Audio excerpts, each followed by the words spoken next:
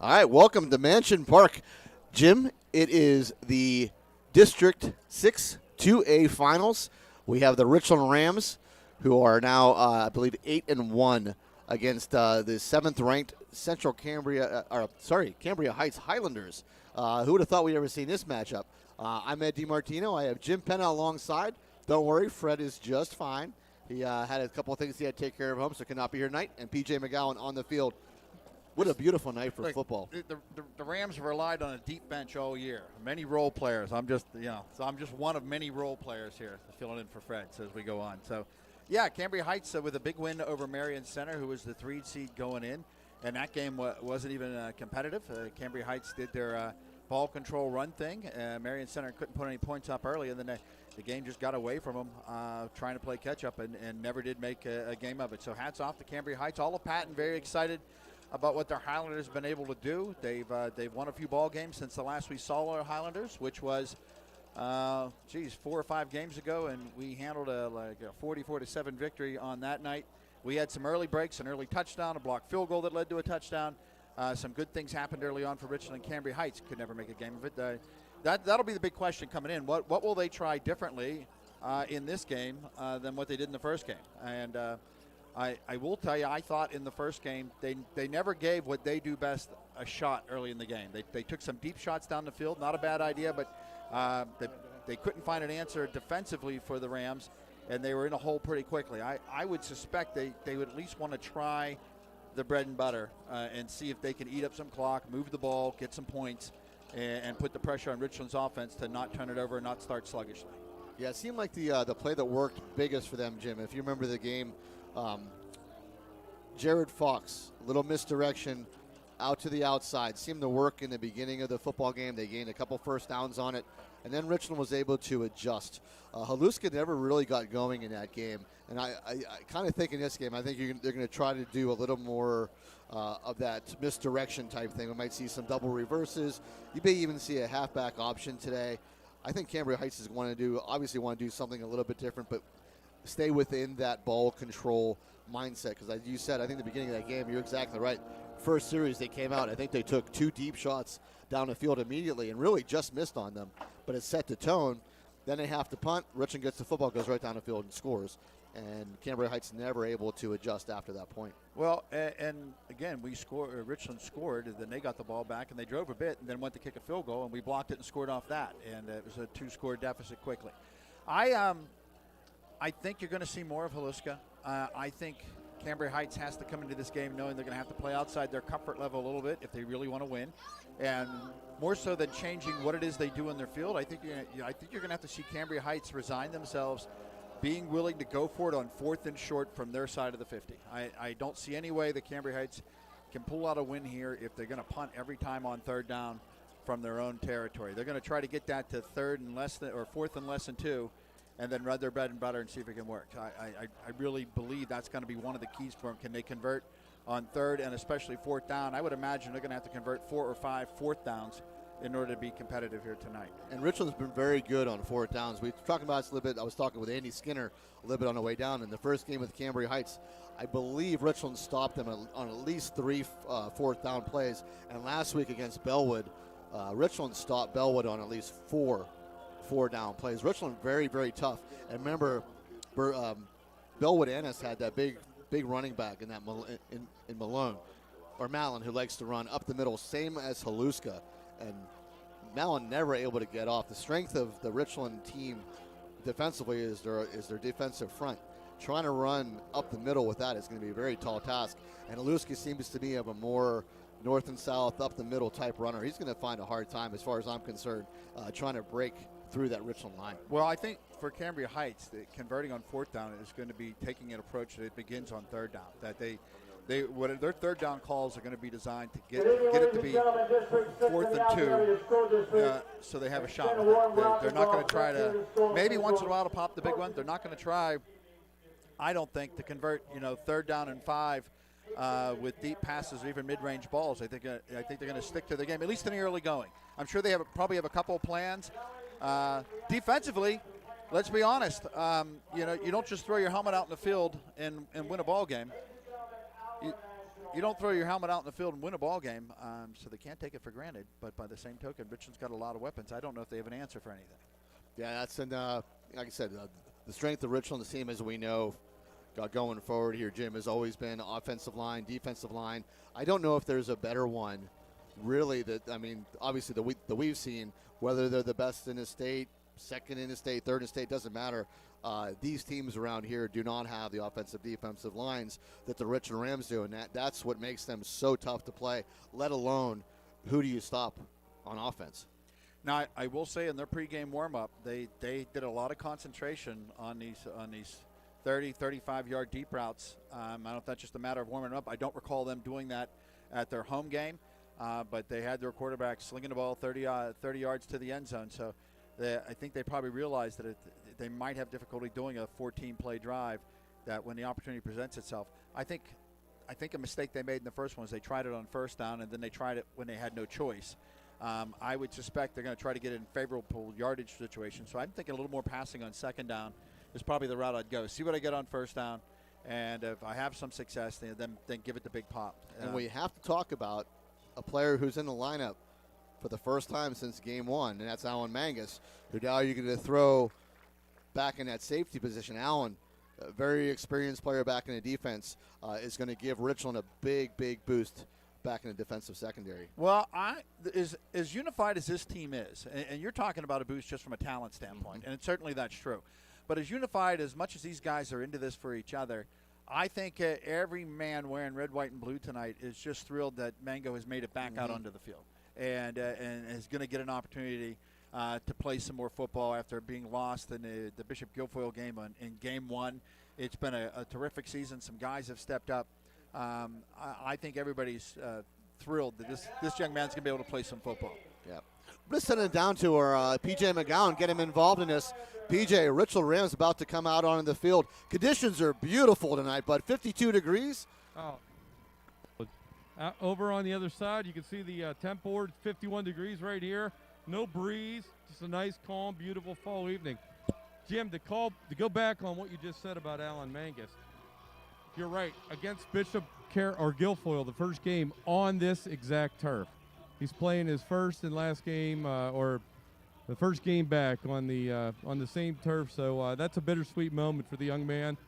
Great, big-hearted football player, and I can tell you, his dad's here on the sideline. He's excited as anybody to see his son return to this field. So it's going to be a great night. I think he probably prefers to think of it as picking up right where he left off, right? No, I agree. This is where he left the field, and this is where he's coming out. I think that's the way you have to take it. I mean, this isn't a return to the best he could have. This is, let's get it going again. And, Alan Mangus he's that kid that if you saw him, you would never spot him as being the hardcore football player that he is. A little bit of a smaller body build than you're used to seeing in the rough play of football that he does play. But, boy, he has a big heart, and we know that from so many of our young football players on this team that if you have that heart, your size, you can overcome that size with a big heart. Yeah, you got to remember, Alan comes from a wrestling background too, PJ. And exactly. Alan on the mat is just an absolute animal. So, hey, a couple things real quick. Richland did win the toss. We did defer. So we will be receiving in the second half, and that's been a kicker against a lot of these teams that we put a hurting on in the first half, and they got to give us the ball to start the second half. So we'll see how this game plays out. A little side note. I know you guys as well as we have a lot of great friends in the Wimber community. Wimber's football game, I just was told, was postponed, was canceled after the players got dressed tonight. So I understand there's a few garages in Wimber with a lot of friends of you and mine, a lot of our Richland fans that have jumped in. Barry Hoffey is hosting a group of people, I've been told, and they're all tuned into us right now. So welcome, Richland Ramblers. We're sorry that you guys aren't playing tonight, but we're welcome you to our broadcast, and tilt a few back for us and enjoy the game. So the Ramblers get rolled into the Richland family tonight. That's how I'm chalking that one. That's fantastic. Who would have thought it back in the day? I mean, I grew up in the Richland-Wimber rivalry, and who would have ever thought that we'd be at this stage? But I love the people from Wimber. We were taught not to like each other. Yeah, absolutely. But, boy, I became good friends with all those guys right out of high school. And thank God we didn't hang around high school, because they're all good guys and crazy like us were. Yeah, no doubt. You know, and I used to we started going to church in St. Anthony's in Wimber when I was in high school. And I walk in there with the Richland jackets every Sunday. What kind of Pison on you? You went to St. Anthony's. I went to St. Anthony's. You went to St. Anthony's. Yes. There's an H in there. You don't say it. You went to St. Anthony's. Rizzo's right across the street. So, in fact, we named our son Anthony. So there you go. But I tell you, interesting as they came on, and it's part of the playlist back at Hurlingham Field. But Cambria Heights, apparently each team able to do their own walk-on music. Cambria Heights had the paper and ran through. Certainly an exciting time for them. The Rams gathered at the goal line and let one of the themes from the Greatest Showman, the Greatest Show on Earth music play through, and they let those drums heavy long. They lingered a bit, made Cambria Heights stand a little bit, and then the Rams took on. So Coach Bailey certainly likes. I can tell you, as the guy that does the PA at home, he likes the in-game excitement and the theater of it, and certainly. Not above psychological warfare in using whatever musical props you have available to you. I do want to point out both these teams have. I know you guys kid me when I say stuff like psychological dangers, but there are two things and each team has a very separate circumstance. Cambria Heights, first time here. The thing they can't do is show up and just be happy to have made it here. I mean, Absolutely. after the game, if this proves to be their last game of the year, certainly that's a great sentiment, and it's been a great season for them. But going into the game, while there's still time on the clock, you can't have your team just be grateful to be here when they still have a chance to win a ball game. Richland, on the other hand, they've been here a lot. Coach Bailey has coached here, 6 out of 10 years? Heck, he's played in this game. Yep. We can't have players just throwing their helmets on the field thinking they're going to win this team because they whooped this team by 37 points before. Absolutely. Those are the two mental traps both these teams have to avoid. Yep. And we've always said, this is my 4th year covering these games, and I tell you what, I've always been impressed with Cambria Heights. They've always had some really good, talented athletes. Some years it's panned out, some years it hasn't. But they've got some talented athletes on the other side of the field. And if things go their way, they could give Richland really a very good match tonight. Well, excitement's going to be a big part of it early. Sometimes that can be to your benefit. That gives you an extra gear in football. Sometimes that extra level of excitement can cause some jitteriness, some nervousness. Early in the year when we suffered the injuries, when Alan Mangus won out, when Sabo won out, some of the guys who have really stepped up, when they were pressed into duty in the immediate, you could tell they hadn't been out there, but they quickly morphed into a force. And I think one of the advantages that Richland has with these young guns that PJ's talked about so much is I don't know if they know enough to be intimidated by the fact that they're in a District 6 championship game. They're here to ball. They want the ball in their hands. They want to score. They want to get yards. They want to meet in the end zone. They want to get that stampede down to the end zone and make it happen. All right, so we're about ready to get started. Cohen O'Dowd on it, kick it away for the Richland Rams. Back deep for the Cambria Heights Highlanders is going to be number 6, Tanner Tribus, and number 17, Jared Fox. And a little pooch kick onto the ground, stopped up into the air, and taken down at the 40-yard line. So interesting choice of kicks there, almost like a little onside type thing, but the ball will be placed at the 41. So good field position by Cambria Heights. Well, that football never took an odd bounce. It took a true bounce. I think Bailey's thought was, number one, I'm going to invest in my defense. And number two, if I have the opportunity to get the ball first on this thing, on an onside kick and start the second half with the ball, I'm going to go ahead and roll the dice. So I don't know that we'll see that all night, but I'm not surprised that Brandon came out with the onside kick.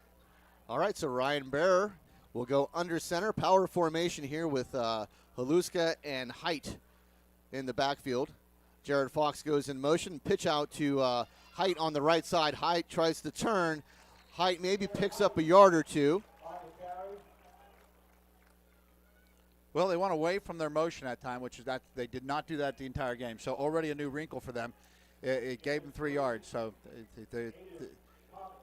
brings up 2nd and 7 here. Just underway here from Mansion Park. Again, this is your District 6 AA championship game between the Highlanders and the Rams.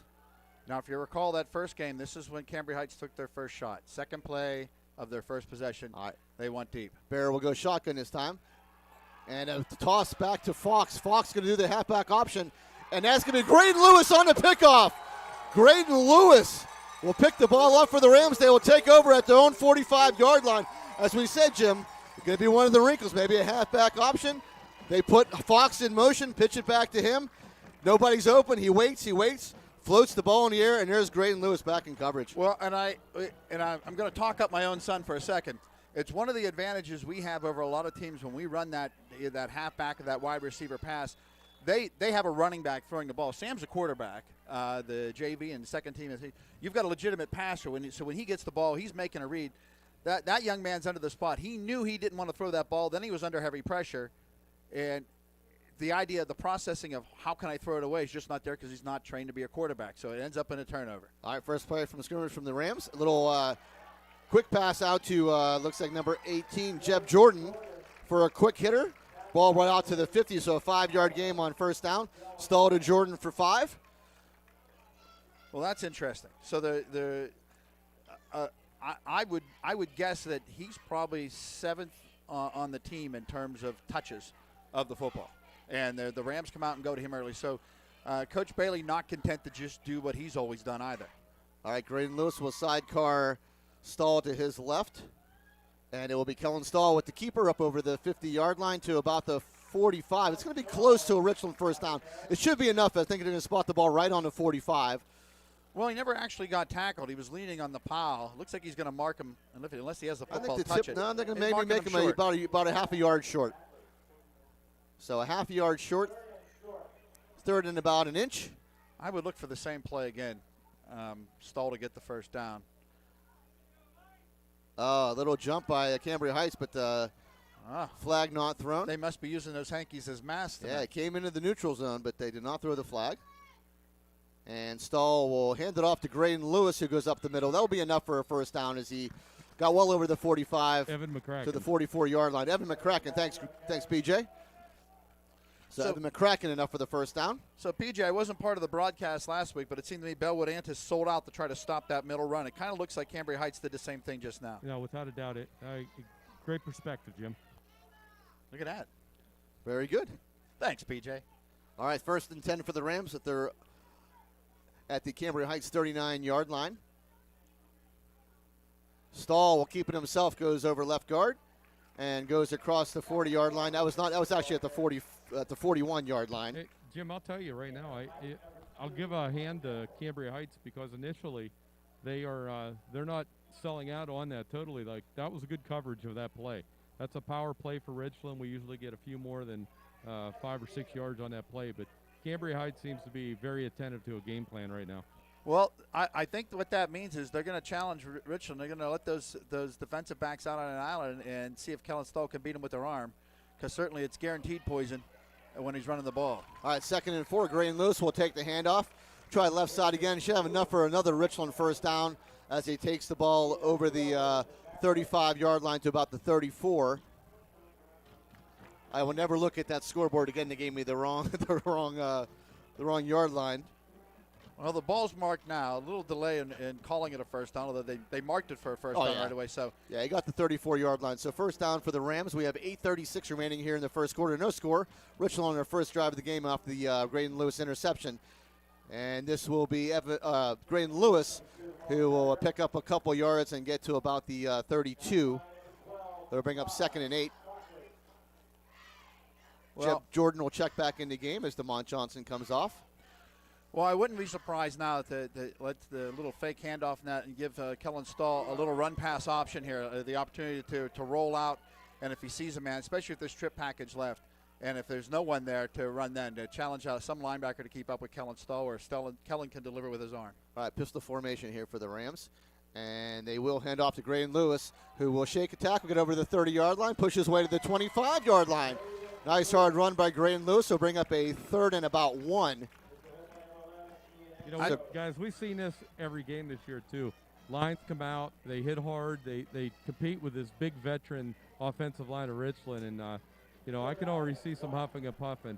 If we keep running the ball like this, it's going to be a long night for this line. Yeah, and this is exactly, PJ, that's a great call. Plus, this is clock control, which is exactly what Cambria Heights wants to do. Now you have Richland going and doing it, and now you put Jordan Ford in the backfield with Stall. And Kellen Stall will follow Jordan Ford, able to breaks over the 20-yard line to 15, makes the cut at the 10, spins to the 5. Kellen Stall following Jordan Ford, takes it all the way to the 5-yard line. Will bring up a 1st and goal for the Rams Good hard running by Stahl. That was an enthusiastic run there. That is not a quarterback that's just throwing his helmet out on the field right now. I think Richland Brandon's going to have his team up. Let's face it, they're very prepared. They know the stakes. We knew they weren't going to fall asleep in this game, and they're coming out to score and score and score. Well, the Rams passed on their first play and haven't thrown the ball since. First and goal from the 5. Graydon Lewis will go across the motion. Kellen Stahl will take it himself and go into the end zone. Richland Ram, touchdown. Kellen Stahl from 5 yards away. PJ, it looks like they bought on the motion. Kellen sidestepped one guy going in, but after that first guy hit whiffed, it doesn't look like there was much there to challenge him. Jim, I bought on the motion. Well executed play. But how well was that offensive line clearing out Cambria Heights, though, PJ? Richland's going in for the kill right away. Fauci's been kicking a whole lot of great field goals, but we're going for 2 right off the bat. Yep, they are going to go for 2. They did this early in the game last week after their first touchdown, went for the 2-point conversion on the second one. They're going to go for it right away here. Same motion, they'll run Graydon Lewis. And now they throw one up in the air, and it's going to be tipped away by Cambria Heights, so the 2-point conversion fails. Little jump pass there intended for Johnson, and it was sniffed out by Cambria Heights. Kellen waited a second and then let it go. But, the one strength that Cambria Heights has, certainly they've got a good kicker. And if you can take him out of the mix and force Cambria Heights, even after a touchdown, to have to try to score from the hash, then, to their advantage. So, do you guys have a monitor close to you, or is it across the booth from you? It looked like to me that it possibly Ford wasn't released as soon as he needed to be. Well, you had Ford and DeMont both in the same place, so maybe we had some confusion on the route, because it looked like DeMont was the one that ultimately had a chance at it. You're right, Ford was there, so whether he was supposed to release or hold on, I don't see Brandon throwing his hat. It's always the fun part of when you replay the video in slow motion. You can tell whether the play's being the way that Brandon wants it to be run. Coach Bailey very meticulous in that way. Yeah, and they came out with the same set as the play before, where Kellen Stahl kept it and ran from 5 yards out that time, tried a little jump pass. I know it's a marking for soccer, but there's a gold dot. It always looks like a flag. Yeah, there's a gold dot around the 7-yard line that I thought was a flag on the touchdown. You guys see the same kick coming? What do you think will kick away? It could be, and the same 2 guys are back for Cambria Heights. Tribus and Fox back deep for Cambria Heights. Cullen O'Dowd on a kick it away for Richland. And Cullen going to kick it this time. Ball will land at about short of the 15-yard line. Bounces up into Fox's hands. Fox makes a cut out to the left side, able to gain some ground. He will go out of bounds almost at the same spot as the first kickoff, right about the 41-yard line. I had mentioned about the team speed prior to the game, and I did it in an offensive fashion, talking about how I don't know they can keep up with Richland on the edge. There's a good example there. He made a nice move. He got to the outside against a lot of teams with the right guy. If Griff LaRue or Graydon Lewis gets that edge, that's a touchdown. Richland's got 4 or 5 guys out there that are going to be able to track down the fastest kid in the field for Cambria Heights. So Cambria Heights is going to have to either strike with a long pass play or stick to their offense and drive it down. Don't get penalties. Keep getting 3 yards and keep it a ball game. All right, 6:26 here in the first quarter. Richland leading 6-0. Barrow will go under center. Fox will go across, and Fox will get the pitch to the right side. Fox will turn, but he brought down that hit made by, I think that's Sam Penna, number 5, able to take the legs away from Jared Fox. And Jared Fox maybe picks up 2 yards. So nice open field tackle by Sam Penna. I haven't seen Sam hit like that since he hit his brother this afternoon. Nice. You know how brothers can nice. be. It's been a few hours, huh? Yeah, it looked like that was actually going to go for some yards, to be it honest. Looks like the tuna casserole is pretty good today. There you go. The tuna noodle has paid off defensively so far. We'll see if it has anything more to go on the offensive side of the ball. All right, 2nd and 8 for Cambria Heights. Bear under center. Bear will hand off to Height, and Height will go nowhere as Aiden Thomas right there to wrap him up. Big play by Aiden Thomas. That's a loss. And again, very, very hard to run in the interior of this Richland defensive line. And Tanner Height found out the hard way, and he will actually lose a yard. It'll bring up 3rd and 9. That was an outstanding defensive play. This is what you want. 3rd and 9 now for Cambria Heights. We talked about how they how they're going to have to try to go for it on fourth down. I would suspect they're going to try to throw something out in the flat here. That deep pass isn't going to work for them in this situation. Throw a pass out in the flat, get 7 or 8 yards, make up your mind whether you can get it on fourth down. All right, Bearer will fake the handoff. Bearer back to throw. Bearer over the middle, has a man, and that is caught. That is number 11. That is Ian Eckenrode. Big 6'1", 195-pound senior. And that is a nice play there. Bring a first down at about the 31-yard line. So Cambria Heights in the Richland territory for the first time. 4:54 remaining here in the first quarter. Richland leading 6-0, but a big pass play there on a 3rd and 9. Well, good coverage there, but the reality is, there's a size advantage, and it was a pretty good pass. If he throws that short or a little bit out of his reach, it's going to be a problem. So he's going to have to be able to throw the ball like that to complete those passes. All right, Bearer back under center, 1st and 10. And he will hand off to Haluska. Haluska will try the inside, and Haluska will go nowhere. Oh, he scored it through. No, he did score it through. And that's why you can't quit on the play with he's running. That's been the sort of the staple of their offense. And they're certainly in 4-down territory now, so you're going to see that. Now you got 2nd and 5. I would suspect you're going to see much of the same play, and they're going to challenge Richland to stop it. Cambria Heights has to stick to what they know how to do here, and it's just what that last play looked like. All right, ball 26 of Richland here for Cambria Heights on a 5-yard Haluska run. Bearer back under center. Bearer going to fake the handoff, back to throw. Over the middle, has a man, has caught, and brought down at about the 1-yard line, so 1st and goal. So Cambria Heights coming out, throwing the ball pretty well after the initial interception on their first drive of the game.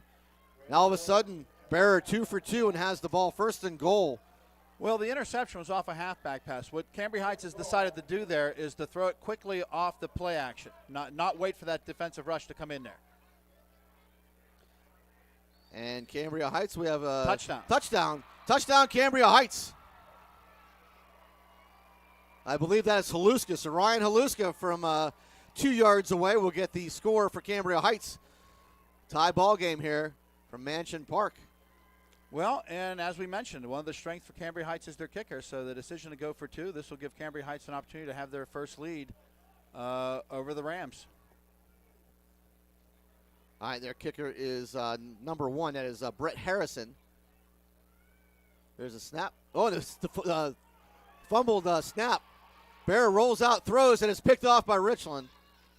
So their 2-point conversion will fail as well. So here from Mansion Park, a 6-6 ball game with 3:33 remaining in the first quarter. So PJ, Richland's defense is going to have to adjust a little bit here as Cambria Heights comes out. A little play action.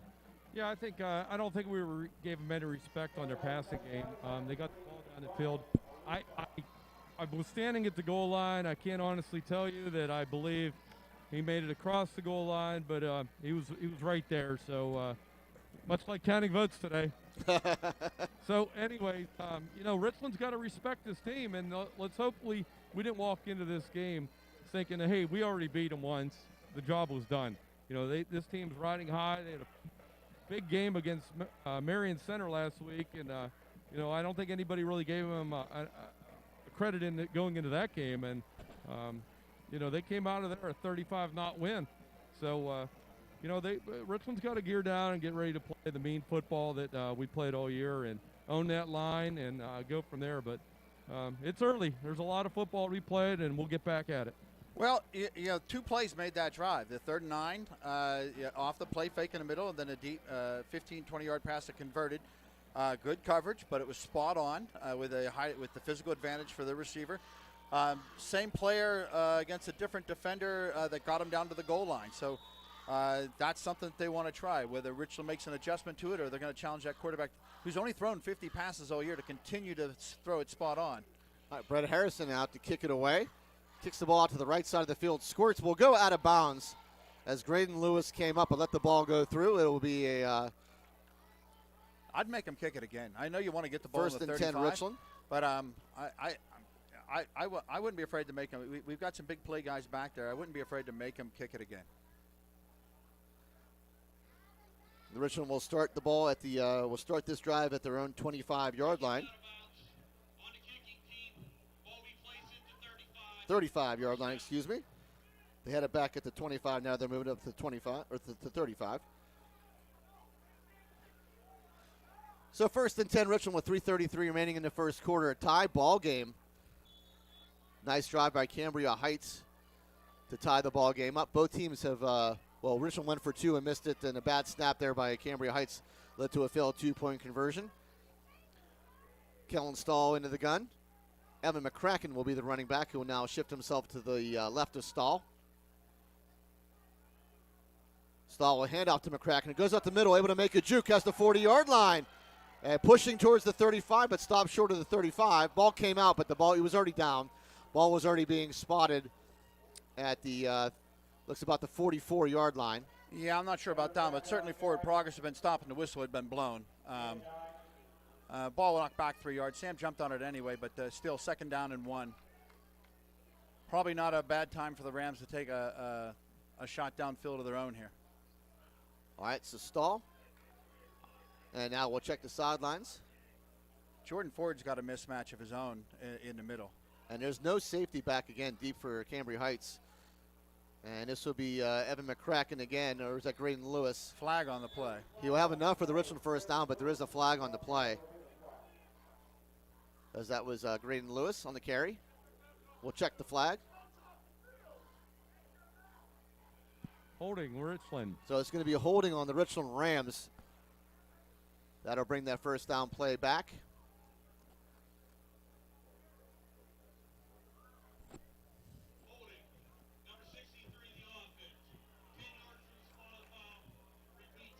So Bryce Batchy will get the holding call for the Rams. It'll push it back all the way back to the 34-yard line. Bring up a 2nd and 11. We're at 2:45 remaining here in the first quarter. Tie ball game.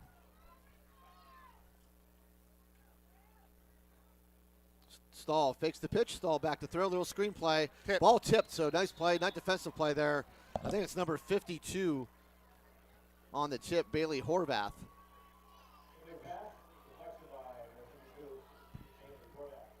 Well, we got a few issues here, guys. Yep. That'll bring up a 3rd and 11. I think that play was set to go. That was a good defensive play by the man that got his hands on the ball. Otherwise, I think there's going to end up being some running room. And again, a Cambria Heights player jumps, no call.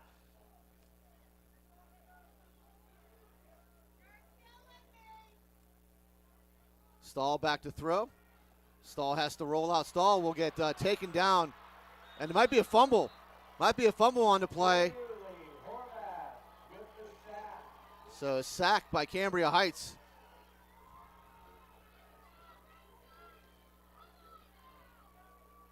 And I think that is a fumble. No, we're punting it away. So No, Kellen Stahl on the punt. Yep. So 4th down play. Richland will kick it away, and they're going to have to, at minimum, you would think Cambria Heights again is going to have the ball at midfield. So all 3 of their possessions will start somewhere there. Good return here will give them even better field position. All right, Stahl on the punt away. High snap. Stahl able to get it. Punts it away. Good punt by Kellen Stahl. Fair catch called. And they'll start this drive again at the 41-yard line. This is going to be 3 drives in a row that start at the 41-yard line at Cambria Heights. That was number 24 for the Highlanders, Hunter Yeckley, who called for the fair catch. And now we'll see. Richland's going to have to adjust a little bit of their defense. But that whole drive, though, Jim, was set up by a big holding call. Richland had enough for a first down. Holding call brings it back all the way for 11 yards to get a first down. Richland unable to move it on the next 2 downs and has to punt. Well, a holding call deep in your own territory is a drive killer. Cambria Heights looking to build on a little momentum here. All right, Ryan Bear will go back under center.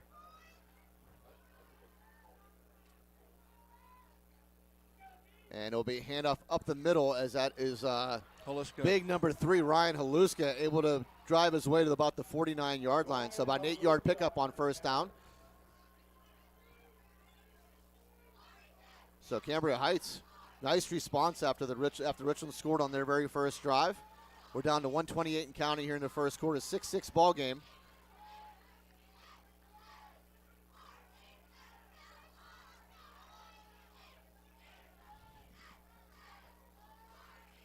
Same tight formation by Cambria Heights as Fox will now go in motion to the right.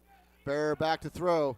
Bear has a man coming straight up the middle. That's number 11, Brock Batchy on a sack all the way back. We'll see where they mark this ball. But Brock Batchy came flying in, and they'll spot the ball at the 42-yard line, so 7-yard loss on the play. Well, I said that Cambria Heights had gone off the play action and thrown the ball quickly. That time they did a deeper drop, and that's why they can't do a deeper drop. That is good. More often than not is going to be the issue they're going to have. A lot of pressure in that. Much better off when they can do that play action. All right, bunch formation here, right, with 3rd and 9 upcoming, but 4 Cambria Heights receivers to the right in a bunch. Bear going to throw out to the right. Has a man. That is Jared Fox. Jared Fox able to pick up enough for the first down before being cut down by number 15, Kellen Stahl. So another 3rd down and 9 conversion by Cambria Heights into Richland territory. Well, I didn't catch the number of the defender up front for Richland, but he went for ball. There was a chance for a pick there. He went for ball, and really he was in a position to go to where the ball was going and just get the stop. And sometimes you can get a little ahead of yourself with that, and in that case, Richland thinking about the aggressiveness, which is something you usually want. All right, now will be the end of the first quarter as Richland and Cambria Heights are tied at 6. And while I got a minute, we're going to go ahead and run down our sponsors because, again, cannot do this without them. We thank Romensburg Media for doing this every week, and we thank our sponsors. Cannot do this without them. So thank you, Precious Metals and Diamond Company, Chan Soon Shong Medical Center, Best Window and Door, Blade Broadband, Rizzo's Italian Restaurant, The Fifth Bar and Grill, which is formerly the Alibi, Wayne Langerholk for Senate, Advanced Office Systems, Dean Jordan Goodyear, Ponchione Financial, Cardellino Eye Care and Optical, EcoSafe Sanitizing, Nico's Restaurant, Johnstown Construction, FWF Insurance and Erie Insurance, Pinnacle Chiropractic and Sports Center, Flair Country Catering and Event Planning, Sporting Goods Discounters, FX Screen Printing, DB Homes, Slovenian Savings and Loan, Trolley Insurance, which is a family company with ties to the Laurel Highlands, and Klein and Kimlin CPAs. Hey, Jim, how'd he do in that trolley? He did good on trolley. Thank you. No more So trolley. I apologize. We were saying trawler before. I apologize. It is trolley. So you got it. All right, we're back to the start of the second quarter. Cambria Heights has a 1st and 10 at the Richland 43-yard line. You know, Ed, my family got threatened because we were saying that wrong multiple times. I'm sorry, PJ. We lived in the basement for a few days. I apologize. Well, Cambria Heights has managed to convert essentially 2 big 3rd down plays that's really helped them out so far this game. All right, Bear will hand off to Haluska. Haluska able to sneak through again as he gets to about the 40-yard line. Maybe they'll give him the 39, so about a 4-yard pickup on 1st down. Hey, guys, can you pick up something that their line's doing to defend our defensive line? Because they're hitting some gaps here I don't see they should be hitting. Yeah, I would agree, PJ. It's been a strength of this line to stop anything in the interior, and so far, Haluska. What are you seeing, Jim? I tell you what Haluska's doing is he's running right into his lineman and then diving to whichever side the lineman is not. He's not trying to bust off big runs. He hesitates and then he dives at the end. That time, Richland able to stuff that one. So he's not trying to bust off. He's not trying to bust through and get a 30-yard run. He's trying to get 4 yards. He is getting to his lineman where he can't be tackled. Then he's making the read where he sees the red, and he's literally one step and diving the other way. He's not attempting to peel off the big run. He's attempting to keep the chains moving, get 4 yards. All right, so Haluska picks up a yard. It's a 3rd and 5. Just underway here in the second quarter, 6-6 ball game. Barrow back under center. Barrow will hand off to Height, and Height will get creamed as he try to make a cut. That's going to bring up a big 4th down. And, Jim, I agree. This is 4th-down territory all the way. So it's a no gain on the play. Going to bring up a 4th and 5. Well, I think they outthought themselves on that one. I think just that straight dive play again with Haluska was the play they wanted there to try to get 2 yards. We had said before the game that try to keep it. They're going to have to convert a number of 4th-down plays to be in this ball game, and this is the first big one of the game for them tonight. Yep. First big 4th down. Bear tries to get Richland to jump. Richland does not jump. And I think it would be a timeout called by Cambria Heights.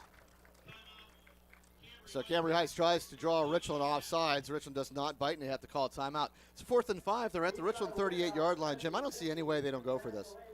No, they're going for it. What I don't understand, certainly you want to try to draw Richland offsides there, but you should probably have 2 plays in your pocket based on whatever you're reading the defense. Now they're going to call a timeout, and they have no idea how Richland's going to line up with what they've got going on. So I think it's a good strategy going in, but especially the first time you're going to go for it on that. PJ, the energy for the boys on the sideline right now. In that Johnstown game, we thought it needed picked up. It needs picked up right now. I mean, they're. I think the whole team, even the starters on the field, are a little shell shocked at the. I think they might have came in here underestimating and thought they were going to move the ball. And Cambria Heights wants this game. They've never been in this game.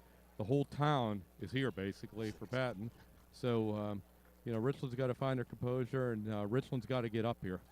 Yeah, I would agree. It's a big welcome to Al Steele, who is listening. Just send me a text. So Al, watching on his big screen TV at home. So glad you can join. And we'll get to Richland's big missing piece here in a minute, Jim, as big 4th and 5 upcoming here for the Highlanders at the Richland 38-yard line. Big tight formation again, and it will be Haluska who will try the middle, and Richland, I think, will hold him short. We'll see where they spot it. It's going to be close, but it's going to be stopped short. They're going to spot this ball at about the 39-yard line. Need to get to the 38. So Richland should take over 1st and 10. So good stop there by the Rams. Well, and that brings me back to my point. They got too cute on the previous play. They run that same play on 3rd down and get it to 4th and 2. Then they probably would have converted on that. So Richland holds. I think Cambria Heights maybe outcoached themselves just now on that one. We got to say, we came here today and we did not see Griffin LaRue during warmups, and Griffin LaRue is in a jacket. So that's a big missing piece for the Rams tonight is no Griff LaRue, which is a big part of their downfield threat. Understand an ankle injury prior to the game. All right, Stahl, a keeper, but brought down. Nice tackle made there by number 2, Tanner Height, able to chop down Stahl. And that will be a loss of a yard on the play. Griff, of course, is the team's leading receiver. And he's got a few rushes as well. That's not to say that Richland doesn't have other receiving weapons at this point. But it seems like the game plan coming in was to pound early with the big bodies and see what we can do. All right, Alan Mangus now will step in at running back. It's a 2nd and 11. Richland having a hard time moving the football since their first drive. Alan Mangus gets his first handoff since week 1, and he will take it over the 35-yard line to about the 36-yard line. Now, everybody waiting to see if he gets up. First real contact since an injury. So that first hurdle was cleared. I'm sure, any parent or relative that's had a player or son ever injured, I know I've been through it. You hold your breath on that first one. So each time he carries or touches the ball, you're going to be watching closely when he gets up. All right, 3rd and 8 now upcoming for the Rams. And we're going to have a official. No, I think Brandon called a timeout. Did Brandon call a timeout? It will be, timeout Richland. So each team has used a timeout. Richland, big 3rd and 8, though, Jim. I mean, they scored on their first drive. Nice long drive down the field. Kellen Stahl plunges in from 5 yards. Last drive, not so good. Lose first down on a holding play. And now find themselves in a big 3rd and 8 and a 6-6 ball game. I'm a little surprised we've only seen one Richland pass. Now, they've had some success running, and you're right that the second drive was – first run was a 9-yard run. The second run was for first down, but the holding penalty took it to a 2nd and 11. A good defensive play from there. Richland just missing on a couple of items that usually would go longer. Their defensive line is, even if they haven't hit Graydon Lewis hard, they did manage to get a hand on him to keep them that forward momentum until help arrived. So that's part of what they've been able to do.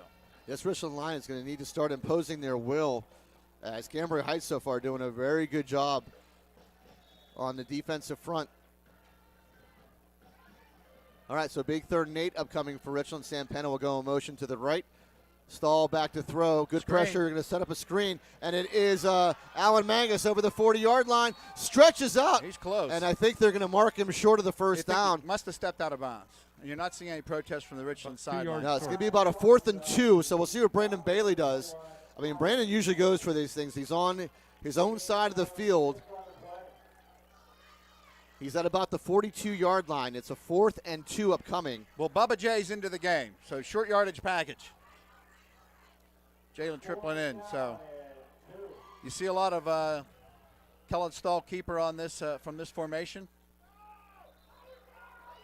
And I'm not sure if Cambria Heights moved or if Richland, they're going to get Richland on some motion.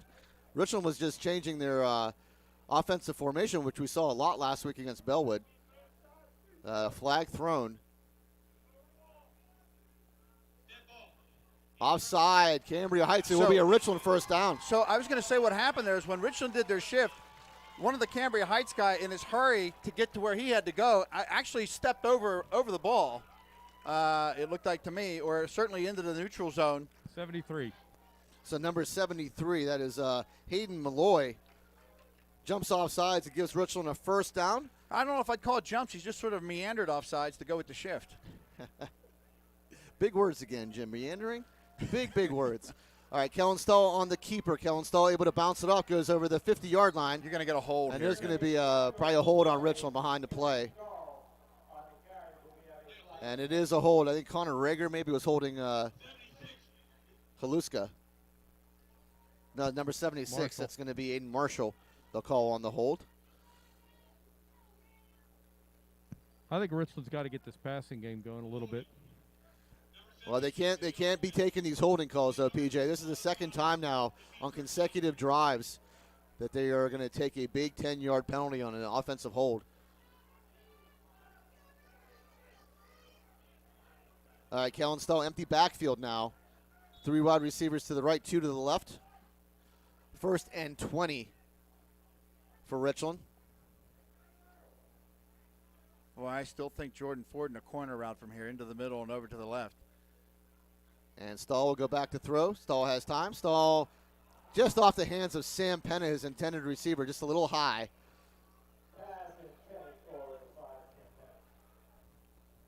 He tried to one-hand that. You know, again, Richland concentrating on what they're going to do with the ball afterwards. He certainly never took his head off it, but the priority's got to be the catch. You got to sell out, try to get that ball. If he catches it and goes down, it's a 10-yard pickup or an 8-yard pickup. So it's a 2nd and 18 from the Richland 39-yard line. 8:38 remaining here in this before halftime. 6-6 ball game. Kellen Stahl has to run for his life. Finds DeMont Johnson. DeMont, nice spin move over the 50-yard line. The 45 and into Cambria Heights territory. Nice run by catch and run by DeMont Johnson. Kellen Stahl, great job buying time. Boy, I don't know if that lineman was designed, whether it was Richland was letting him go through or somebody blown an assignment, but he literally was not touched. And that's a gain of 17. That's going to bring up a 3rd and 1. Big play from Stahl to Johnson. Evan McCracken in at running back for the Rams.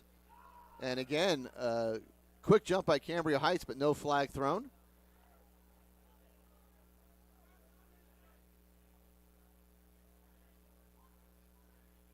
Stahl will hand off to McCracken, who has enough for the first down, gets hit before he falls down at the 42-yard line. So another Richland first down. I think this is a huge drive for Richland, Jim. Cambria Heights had a lot of momentum, and now Richland able to slowly find their rhythm here as they're moving the football methodically down the field.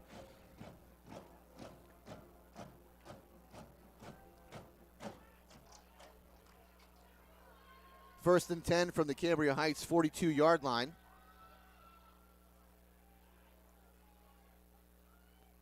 McCracken will stay in at running back. Stahl back to throw. Stahl looks out to his right. Has a man over the 40-yard line. It's caught. That's Sam Penna at about the 39-yard line. So a 3-yard pickup on first down. Well, I'll tell you, that's the second time they've thrown out to the flat out there. Now, sooner or later, you're going to see a double move. He's going to turn, and then he's going to turn upfield. That guy, that defender was very close to the ball. He did a good job of sticking close to it. It'll just be a matter, whenever they pull the trigger, it'll be a matter whether Kellen has the time to let that second move develop. Right now, I think we're probably going to look at another run, or you're going to go left side. Then this left side of the field is falling asleep, I think, defensively. All right, Alan Mangus in at running back now to the left of Stahl. Stahl will hand off to Mangus. Mangus will go up the middle, able to spin a little bit. And we'll get to about the, looks like they're going to spot the ball at the 42-yard, the 42-yard line. No, sorry, excuse me, the 37-yard line. PJ, pretty good push from the defensive line there, I think. No, Cambria Heights came to play tonight, and I'm a little shell shocked myself that we're not moving the ball easier on this, but a lot of that's in the heart right now. Richland has the team players, you know that. 3rd and 5 upcoming. Graydon Lewis now on at running back, and it will be Graydon Lewis who will take the handoff. Lewis able to push himself close to a Ram first down at about the, looks like we're going to spot it at the 32-yard line. He did a little leap of his own at the end. That's going to be, it should be really close to, it should be enough for a first down. Yeah, they're moving the sticks. And it is a Richland first down. The good thing, PJ, is we've seen Richland sometimes in a little bit of adversity. They've been here before. They've responded. We always start slow. Yeah, they've had some slow starts. They've had some issues. It's the but second quarter now. Yeah. Stahl fakes the handoff, keeps it himself, goes up the middle. Stahl will get close to the, looks like about the 26-yard line.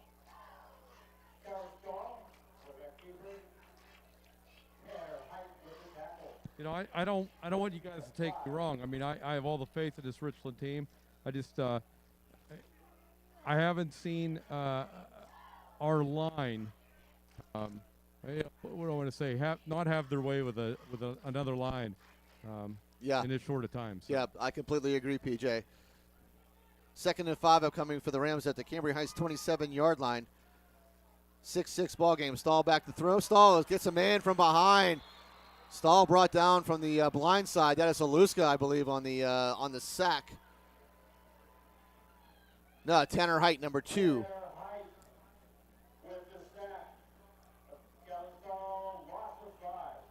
So loss of 5 on the play, going to bring up a 3rd and 10. 5:09 and counting here, remaining before halftime. Richland does get the ball after half. They won the toss and deferred. 6-6 ball game here from Management Park. We've got a doozy for the District 6 championship. Big play here. I mean, they're all big plays in a district championship, but certainly 4-down territory for Richland. You want to get some of this back now. Stahl going to throw. Short. Stahl throws short. He was looking for Alan Mangus, felt a little heat, had to get the ball away, and the ball comes up short. Going to bring up a 4th and 10. Well, certainly not having Griff LaRue, who would easily be the fastest man on the field if he were out there, presents a different set of challenge for Richland. You have to figure out, certainly they've got a lot of weapons, and they've proven that through the year, but you have to figure out how they work together when one of the cogs is missing at this point. So I don't know that Richland has tried to do much with existing weapons on that. And I say that, of course, 2 plays ago, Kellen did drop back and ended up getting sacked. So it's not as simple as that. But I think giving Kellen a little rollout with the opportunity to throw the ball or then keep it and force that defender either to come up and create room or to let Kellen then make it one-on-one with somebody out there rather than have a crowd around his feet is probably the best option for him at this point. All right, this is a timeout used by Brandon Bailey, his second of the first half. We're at 4:46 remaining before halftime. Richland has the ball at the Cambria Heights 32-yard line. It is a 4th and 10 upcoming. So we've seen Cambria Heights fail on a 4th and 5, and now Richland with a 4th and 10. But Cambria Heights has done a great job since the first time we've seen him, Jim. This is not the same team that we saw back in week, whatever it was, 4 or 5.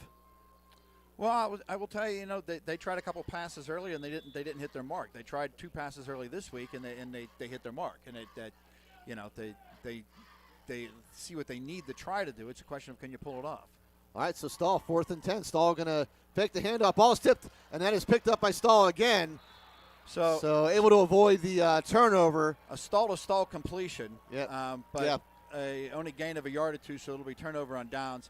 Was he trying to slant that into, was that Ryan McGowan that he was trying to hit, PJ? Somebody was running a quick slant and the ball got batted to him. Yeah, he hit in the back of a helmet of a defender or an offensive line.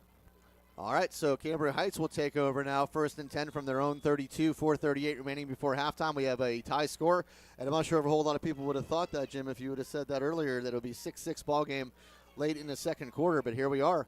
Cambria Heights doing a fantastic job. Richland not able to get off the schneid yet. As Bearer will go back under center. Bearer back to throw. Bearer looks, throws it out, and that is maybe picked off by Graydon Lewis. So Graydon Lewis with his second pickoff of the game.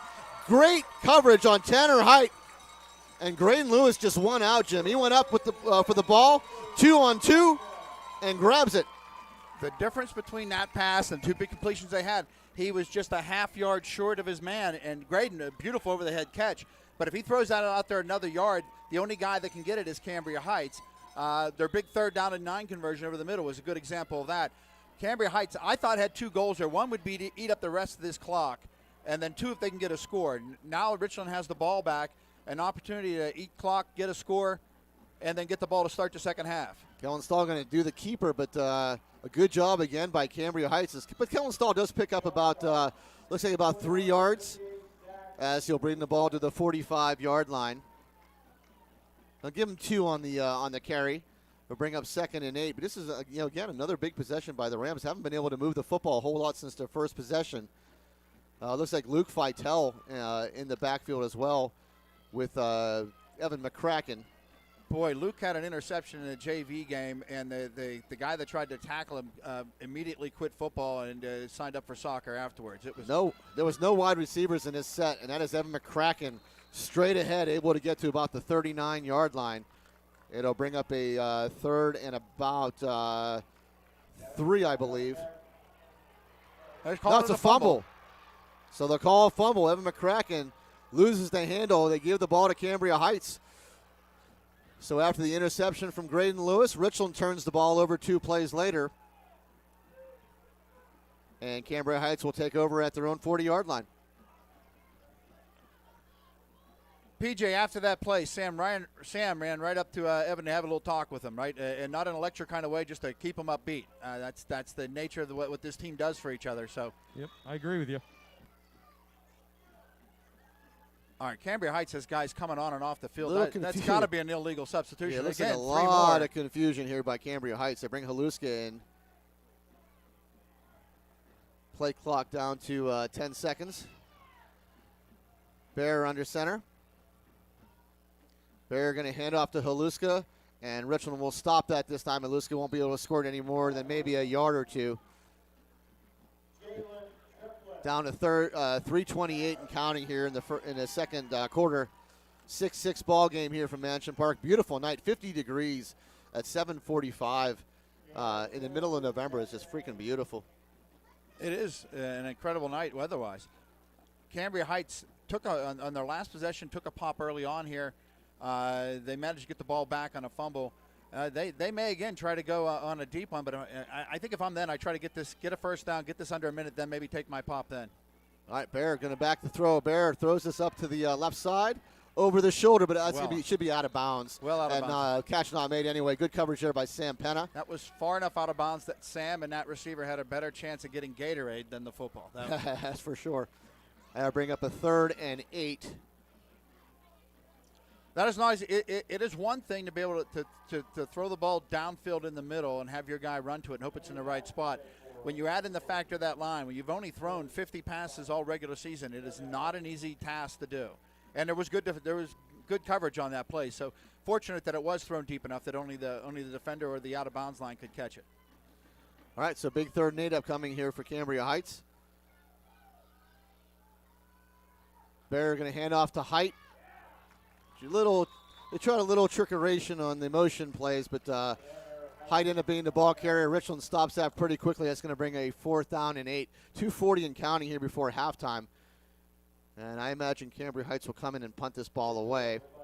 Well, I said they've got to take some chances on 4th down. 4th down and 8 with 2.5 minutes left to go. Not necessarily the moment to do it. Yeah, and they're at their own 42-yard line. And Kellen Stahl will drop back for the Rams. Now, you do want to stay guarded on a fake punt. You don't want to fall asleep at the switch here on that. Make him kick the ball. Even if you don't get a return, you'll get the ball with about 2 minutes left to go, and then you can see what you can do from here. It's like number 22, Brandon Fitzpatrick, in to punt it away for Cambria Heights.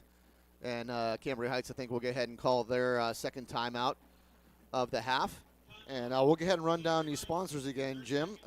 Again, just cannot thank them enough. So thank you, Precious Metals and Diamond Company, Chan Soon Shong Medical Center, Best Window and Door, Blade Broadband, Rizzo's Italian Restaurant, the Fifth Bar and Grill, which is formerly the Alibi, Wayne Langer Hulk for Senate, Advanced Office Systems, Dean Jordan Goodyear, Ponchione Financial, Cardellino Eye Care and Optical, EcoSafe Sanitizing, Nico's Restaurant, Johnstown Construction, FWF Insurance and Erie Insurance, Pinnacle Chiropractic Spine and Sports Center, Flora Country Catering and Event Planning, Sporting Goods Discounters, FX Screen Printing, DB Homes, Slovenian Savings and Loan, Trolley Insurance, which is a family company with ties to the Laurel Highlands, and Klein and Kimlin CPAs. Well, I'll tell you, often Kellen Stalls simply lets his punt hit the ground unless it takes an exceptional bounce. Doesn't bother much with the return, play it safe, and let the offense out there. I would think in this situation he's going to try to field it and make a run. All right, so it's Fitzpatrick on to kick it away to Stahl. Stahl is at about the 22-yard line. Snap is good. Kick is up. It's a high kick. Stahl is going to let it bounce. It takes a good Cambria Heights bounce, and it's going to roll all the way to about the 10-yard line. So Richland will take over. They have 1:53 remaining before halftime, but they have the ball at their own 10-yard line, and no Griff LaRue. And Cambria Heights, again, doing a great job, Jim, on their defensive front, not allowing Richland to gain a whole lot of yards since their first drive on the ground. I will tell you that Sam Penna, Ryan McGowan, Graydon Lewis, Evan McCracken are all capable of scoring from here if one man misses. It'll just be whether they can find that matchup. The offensive line, though, needs to start, I think, imposing their will. It seems like PJ said, they're just not quite getting the blocks that they usually get. And it will be a handoff up the middle. Richland gets a good push. That's Graydon Lewis, and will take it out to the 19-yard line. So nice 9-yard carry on first down. Clock is down to 1:39 before halftime. 2nd and 1 upcoming. Stahl going to hand off again. It is, I think, Lewis again who takes it to about the 35-yard line. And again, the clock ticking, 1:27 now. They'll stop the clock to set these sticks. And it winds again. 6-6 ball game here from Mansion Park. Jordan Ford, I think, in the backfield as well. Stahl going to keep it himself. Stahl looking for the screen. Has a man. That is Jordan Ford. He loses the handle, but DeMont Johnson able to drop on it for Richland. It was a beautiful one-handed catch. PJ, DeMont all over the ball. That happened right in front of you down there. That is, I bet the air left your body. Good concentration on DeMont's pass, but a great catch on Jordan Ford's behalf also. All right, pick up 8, so 2nd and 2. We're down to 46 seconds and counting before halftime. Tie ball game 6-6. Kellen Stahl going to roll out to his right. Kellen Stahl shows him, has the man wide open. And Sam Penna. Sam Penna able to go out of bounds. And that's what you were talking about, Jim. Let Stahl roll out, have a little more options, and there's Sam Penna wide open in the flat. I think the speed of the Cambria Heights defense is sort of a wash. I think they can run. They're with Kellen when he's just straight dropping back. When he's rolling out, he's gonna buy some time. Plus, then you have to decide whether you're coming up or going back, and it's hard to maintain defensive back coverage for that length of time. All right, 48-yard line of Richland now. 1st and 10, 34 seconds left to go before halftime. Stahl rolls out to his left, throws looking for Ryan McGowan and just overthrown. We're down to 30 seconds remaining before halftime. Richland looking to add a very late score, and they desperately need one in a 6-6 ball game. They do get the ball after the half, and if they can somehow manage some points here, Jim, that could be a huge boost if they would score after halftime.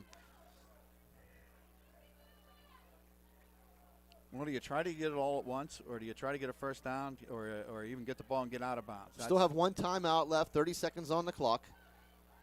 Stahl going to drop straight back to throw, looking for a little screenplay, and well covered again by Cambria Heights.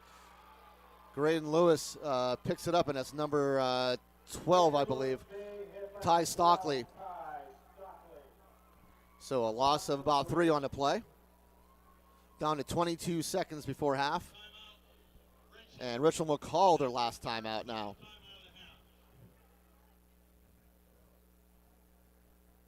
This is where you'd love to have that deep threat, though, Coach. I mean, keeps calling you Coach. I'm going to call you Coach anyway. You know, back there was a stretch in my radio days where that's what they called me. There you go. So I'll call you the Coach. But this is where you'd love to have a guy like Griff LaRue, who is your downfield threat, and with him on the sideline. Not that the other guys aren't capable. I totally agree. They're totally capable of making the big play. But that big body type that Griff possesses, this is where you'd love to see it. But he's not on the field. A little ankle injury, not be able to go tonight. Well, we haven't attempted. There's some other guys that can get downfield. They might not have Griff's length. There's some other guys that can get downfield. The problem is, I think the one time we did, Kellen ended up under a lot of pressure, and there was a takedown to it. So, again, the offensive line. I'm telling you, I have not seen them not be able to control a line of scrimmage in a long, long time. And Cambria Heights doing a wonderful job on the defensive front against Richland's offensive line. Not giving Stahl a whole lot of time. So 3rd and 13 upcoming, ball at the 45-yard line of Richland.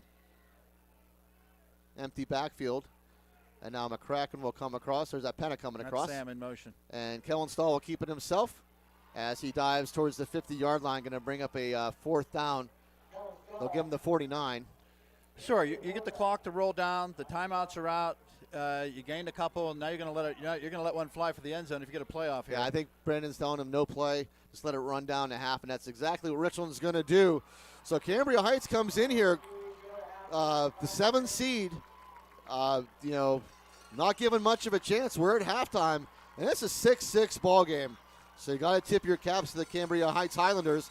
Fans are going nuts on the other side. Richland a little down. Fans are a little down. Players seem a little dejected. PJ, is that the feeling you get down there? Players not feeling comfortable at all? Yeah, it's morbid down here, guys. It's deathly quiet, and, they're all shell-shocked, including the coaching staff. All right, so we expect some adjustments here at halftime for the Rams, getting the team fired up. It was almost similar to the first game we were down here against Bishop Guilfoyle. Richland came out, did not look sharp at all. Went into halftime down. I think they were down 10-0, and came out in the second half and got fired up and ended up scoring 19 unanswered points. Well, I don't want to sound overly optimistic. Certainly Cambria Heights has played a good game, but this game script has played out exactly the way they've needed to play out, and it's difficult to imagine that it can go as perfectly for 2 halves of ball. And even at that, it's a tie, and we get first turn. So I think we saw, if you weren't up against the time clock in that, I think you're seeing that Kellen rolling out with the option to throw. You're going to see more of that in the second half. You're going to see him keep the ball and run for 7 or 8 yards at a time and get out of bounds. You're going to see it go left. You're going to go see it right side. Cambria Heights are going to have to commit to come up, and it should lead to something. But I think you're going to see a lot more of that rolling pocket in the second half. Yep, so we'll go ahead and step away, let the bands play, which is a great thing to see. We're always thankful for every week of football, so we'll go ahead and step away. 6-6 ball game here from Mansion Park in the District 6 2A championship game. You are listening to the Richland Ram Football Network.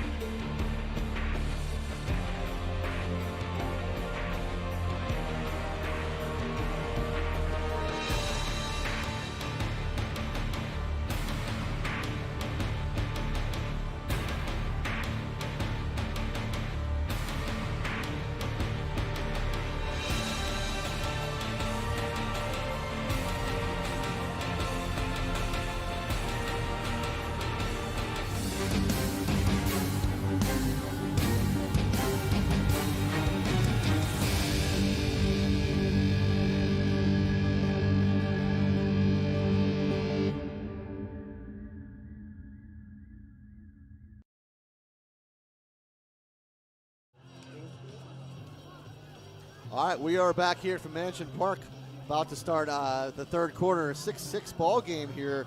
Great District 6 championship, and again, tip your cats here. Jim, to Cambria Heights came out with a game plan, and like you said, everything went perfectly for them. But this is a new half. Richland has a chance to regroup in the locker room. We expect to see them come out with a little different look, maybe a little different attitude, and hopefully take control of this game. Well, I think the first question you have to ask is, if you're Cambria Heights, do you roll the dice with an onside kick to start the half? Or do you rely on what your defense has done to this point?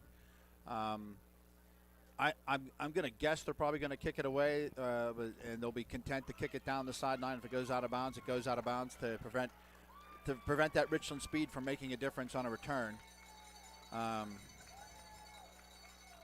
All right, so we'll be number 1, Brett Harrison, on to kick it away for Cambria Heights. Back deep for the Rams is number 2, Graydon Lewis.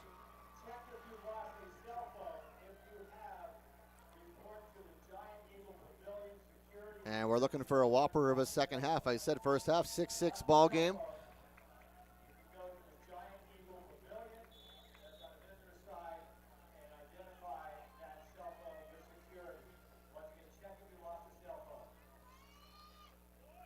All right, and we are underway. A little pooch kick, and that's going to be picked up by, I think, number 11, as Brock Batchy over the 30-yard line makes a move and will tuck himself at about the 33-yard line. Brock, he's not afraid of contact, but he's not used to running the ball. He was looking for somewhere to lay down there. He got to an open spot and made it happen. Yeah, a little tuck and roll. Good job by Brock Batchy, able to get down at the 33-yard line. Richland will take over their first series after halftime. All right, so two things. I look for Kellen Stahl rolling out with the ability to throw and run. Also, we've gone between the tackles. It's time to see whether they can keep up with Graydon Lewis around the outside. Make them come up to Graydon.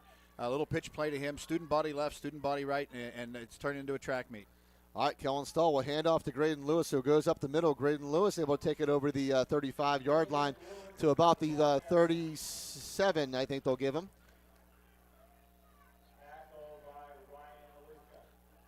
So able to pick up 4 yards on first down. It'll be interesting to find out later what exactly Coach Bailey said at halftime. Evan McCracken now will check in at running back. He will set himself to the left of Stahl. Graydon Lewis goes out wide left. So stack right and left on the wide receivers.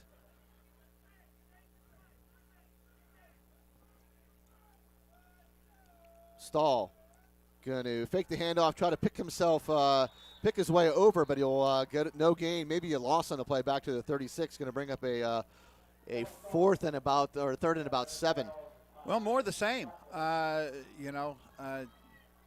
This is I think we're playing to the strength of Cambria Heights' hand, in those front two right now. They've been able to clog it up and apply the pressure on third down. You want to see a completion here. Certainly somebody's going to be coming after Kellen. Same set by the Rams. Kellen Stahl this time a quick out on the right to Ryan McGowan. He had to go outside. Trying to find his way and just could not get going, and will be brought down. And for a no gain, that'll bring up a 4th down. So Richland comes out, and Cambria Heights does a great job again. They gave up 4 yards on the first play, but end up holding Richland to basically no gain after that. Richland will have to punt. I don't know that he would have gotten it by any stretch, but certainly a crowd came to the ball quickly there. When he catches that, he's got to just pound hard to the outside, try to make somebody miss. A little hesitation, cut back in, and by that time there was a lot of white and blue coming for him. All right, so Kellen Stahl on to punt it away, and Kellen Stahl does get this punt away. It will bounce and take a sideways bounce. Nice play there by Brock Batchy.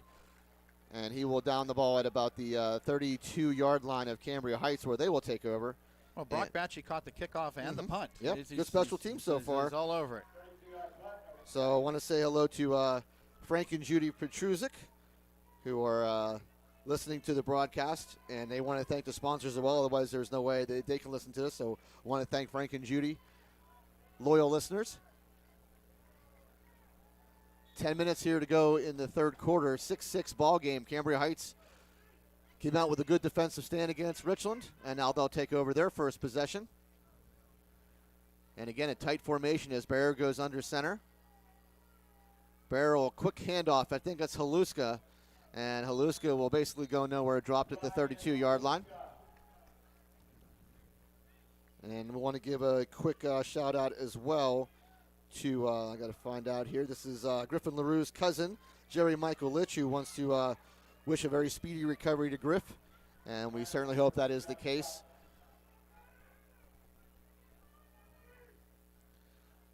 So they'll give Haluska a yard on the carry as they'll give him the 33. So 2nd and 9 upcoming for Heights. Well, they've got one split out to the left. The last time they were in this formation, they tried to go down that left sideline. Of course, they were on the near slash of that. Now there's more room for that guy to run. Sam Penna isolated on him out there. Could just be another run play. Barrow will fake the handoff, and he's going to throw out to his right, and that's well overthrown. Good penetration there by number 52, Aiden Thomas.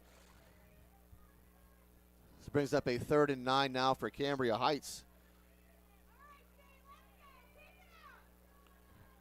Well, you know, they've had better luck with off that play fake and a quick throw, but that's all timing thing. And if the guy gets disrupted at the line, that's the problem. When he's dropped back to try to let that route take route, our defensive pass rush then takes hold. So, you know, hit or miss. They're thrown to a spot. I would suspect they'll try to do that again, maybe even a slant.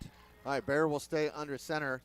They'll put Height in motion, and this will be a pitch out to Haluska on the right side. Brought down from behind. From Bryce Ball's back. out, ball's out! Richland has it. That's Alan Mangus. Alan Mangus at the 20-yard line before he's pushed out of bounds. Welcome back. Oh, they're calling him down. Not sure. I think they're going to call him down. Well, are they calling him the runner down, or are they calling Allen down? I know. when he picked PJ, the was ball up? Allen down or No, they're going to call the runner down? They called the ball down. So they'll call the ball down. Bryce Batchy able to come from behind and grab Haluska and knock the ball free, but they will say that the knee was down by Haluska, so no turnover. PJ, your thought? Was he down? Very questionable. It was close, but you know, everybody acknowledged it. They were chasing him down, so Well, I think they saw something different on the field. Well, the referees are having a discussion. Looks like they may give this ball to Richland. Yeah. Now referees now pointing Cambria, or he's actually just pushing Richland away. But a little discussion here at the 35-yard line. I think they're going to say Mangus was down with the fumble recovery is what I thought happened. I thought Mangus was on a knee when he picked it up. And it looks like the Richland player is still calling for the fumble. We have an inadvertent whistle. The fumble was out. Richland recovered the ball before the fumble. For the Calls in the inadvertent whistle. It will be Richland ball. There you go. Respond to the whistle. First down. All right. All right, so inadvertent whistle. So Mangus's knee wasn't down. They blew the inadvertent whistle, so Mangus will get credit for the fumble recovery. Richland will take over the football at the looks like the 34-yard line of Cambria Heights. Well, I can't hear the whistle. I just saw the far linesman coming in when Mangus. As soon as Mangus had the ball, I saw him waving his arms. He wasn't waving them to that point, so I thought Mangus was down on a knee when he got it. That was my initial thought of what happened on the play. But a big opportunity for Richland early here in the third quarter. All right, this is what Richland is going to have to start taking control of this ball game. 8:22 remaining in the third quarter. 6-6 ball game. Richland with some momentum now, and in Cambria Heights territory. Oh, the Cambria Heights coach is the whole way on the field. Without a doubt, Richland might get more yardage out of this. Yeah, he is on the field. He is not happy with the call. And I want to say hello to Scooby from Super Sport is listening, and he says now it's time for Richland to kick it in gear, and Scooby could not agree more. Scooby? Like Scooby. As in do? As in Scooby-Doo, yes. Scooby, a good buddy of mine. So if you're looking to buy a new vehicle, you want a new Ford, head down on a Supus, talk to Scooby. So still a big discussion here with the referees and Cambria Heights' coach. I don't think this will go anywhere. They explained it pretty well in the inadvertent whistle. Here's the problem, and I realize the Cambria Heights coach has a point he wants to make, and to a certain degree you want to work the referee, right? Yeah. But same token, the referee's actually already huddled to make this call. So it's been my experience you never win that one, right? Right. All right, so 1st and 10 for the Rams. Cambria Heights 33-yard line, 8:35 remaining in the third quarter. Tie ball game 6-6 here from Mansion Park on a beautiful night for football. 48 degrees here at 8:22. Unbelievable for this time in November. Stahl will hand it off to Graydon Lewis, who will pick his way. Will get over the 30-yard line. Flag on the play. That was after the play. So this is going to be a personal foul on somebody. Cambria Heights pointing towards Richland. Richland pointing towards Cambria Heights. As Graydon Lewis took the ball well inside the 30-yard line. Well, I think they're going to walk it back on Richland. I think it's going against Richland. So Jalen Triplin. And that's a big penalty. That's a penalty you cannot take. I think they made a mistake. I think that should have been 76. Yeah, I agree. Aiden Marshall. Jalen Triplin not even on the field. So 76, Aiden Marshall taking the penalty. Big 15-yard penalty just when you had some momentum. PJ, was it after the whistle or the two guys getting exchange? No, it was a little – he broke through the line and went into the secondary and caused some havoc. All right, so 2nd and 20 upcoming for the Rams now at the 44-yard line at Cambria Heights. It'll be a handoff. I think that's Alan Mangus. Alan Mangus able to pick his way over the 40-yard line to about the 37. And want to welcome Kim and Brian Pasco, who are listening, always loyal listeners. So they're looking for a Richland victory here as well and to get Richland rolling. So 3rd and 14 as Mangus picks up 6 on the play. It should be, it is 3rd and 14. I thought it was 2nd and 14. Stall out to roll out to his right. Throws back over the middle. Had DeMont Johnson look like on the right side. That'll be an incomplete pass. That ball tipped too, PJ? I believe it's only 3rd down now, though, Jim, isn't it? They ran one play for the penalty. It should have been the penalty was still 2nd down, and then we had the run up the middle for Mangus, which that's right. We had Graham was on Lewis 3rd down. No, it was on. I thought that was the first down run by Lewis that the penalty was called on. It was dead ball penalty, though, after the play. Okay, there you go. So 4th and 14 upcoming. I got to be honest. I thought Penna had created a little daylight to the right post on a stop-and-go route there. All right, so Richland at the 38-yard line at Cambria Heights, 4th and 14. Stahl going to drop back and throw. Stahl has to roll out again. Stahl looking, has to throw. There's a man. To throw it. And he has a man. That's DeMont Johnson, who comes back and makes the catch. So DeMont Johnson, a big play. Kellen Stahl has to throw it. DeMont Johnson comes back and makes the play. Boy, that's a well-deserved play by the Rams. Kellen Stahl with the courage to throw that ball to an empty spot in the field under pressure. A lot of guys try to force that to a man. He threw it to a spot, and DeMont managed to come up and just get to the ball. That's the 2nd time we've seen DeMont make that kind of play. All right, so ball at the 17 now at Cambria Heights. Richland on the move. It'll be a fake handoff as Stahl will keep it himself as he plows himself close to the 10-yard line. And I want to welcome George Lucas, who calls the games for the Wimber Ramblers, who unfortunately had their season cut short tonight. Could not play their game. So, George, I am so glad you're with us. Miss you, buddy. We'll see you at the Tomahawks games. 2nd and 5 as Stahl took it down to the 12-yard line. 2nd and 5. I'd probably see a little Graydon Lewis here on 2nd and 5. Ryan McGowan goes on motion, and Lewis takes the handoff up the middle, and Lewis able to get inside the 5-yard line to about the 4. It'll bring up a 1st and goal.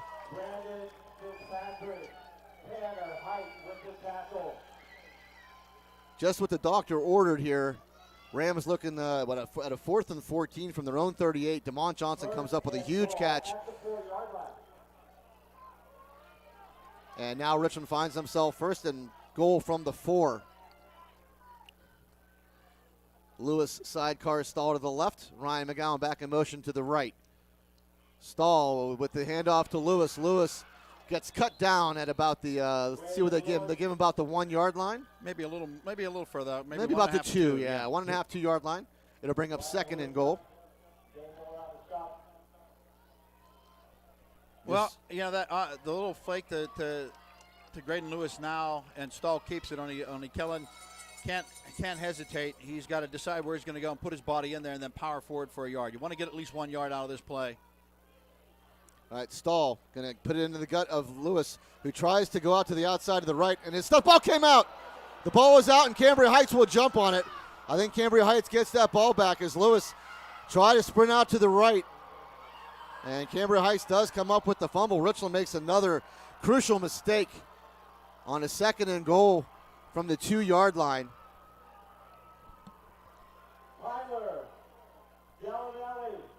Kind of surprised Richland didn't go with the package of bringing Jordan Ford into the backfield with Stahl, which paid dividends on their first touchdown.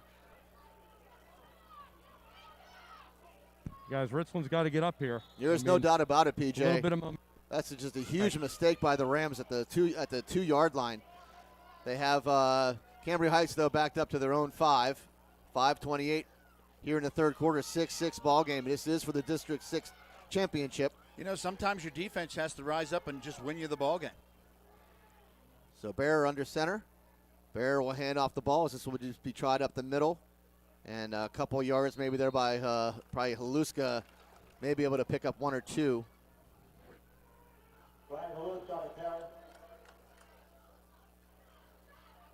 Well, Cambria Heights is in that middle ground. You know, certainly they'd like to get some breathing room. They want an opportunity in the big play. You know, they don't want to be sloppy with the ball. But if they just run into that line and don't get anything, they're going to be punted away, and Richland will be right back on their side of the 50. So pick your poison at this point. I would think they'd try to do something out in that right flat to see if they can get some outside edge. They haven't run Fox around the edge in a while. All right, 2nd and 8, and it is Bearer, I believe, who keeps the ball. And Bearer will get out to, looks like it's Ty Stockley, Stockley in. Stockley will get to about the 13-yard line. Now this is Haluska time. If you're Bring up Cambria, 3rd and 2, yeah. If you're Cambria Heights, you've got 3rd and 2. You're deep in your own territory. You know, if you're them, you don't want to overthink it. I mean, the temptation's there to try to get a big play, but really the first down is the big goal here at this point. Right, Bearer back under center, and Stockley going to keep it himself. Stockley dives. I think Stockley will have the first down, and Stockley does as he gets the ball to about the 19-yard line. So Ty Stockley in at quarterback keeps it himself.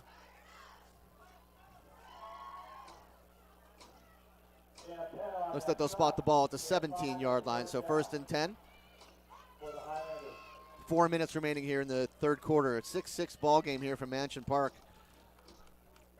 Cambria Heights doing a great job of hanging here with the Rams. Rams unable to get on track so far. Had a 2nd and goal from the 2-yard line and lost a fumble, and that's where we are here as Cambria Heights has the ball. 1st and 10. Bear will pitch the ball back. It's a halfback option. Ball floated in the air, and good cover. Now it's going to be a penalty. Graydon Lewis will take the penalty. Intended receiver was number 14, Cody Schreier. It will just be a 15-yard penalty. It's not a spot foul here in high school. So it'll be a 15-yard penalty on the pass interference from Graydon Lewis. Well, there's some breathing room for them now. Now they go back to what it is that they like to do. Ball should come out to about the, I think the 30. The ball was at the 18-yard line, so it should be spotted about the 33. 2 of the defense. 15-yard penalty. Result of the penalty. First down. So, yeah, Richland's got to find a way here, Jim. So far, just things are not going away. Everything's going the way Cambria Heights wants it to go. Every time we thought Richland had some momentum, Cambria Heights sweeps it right back away. And now Cambria Heights with the momentum.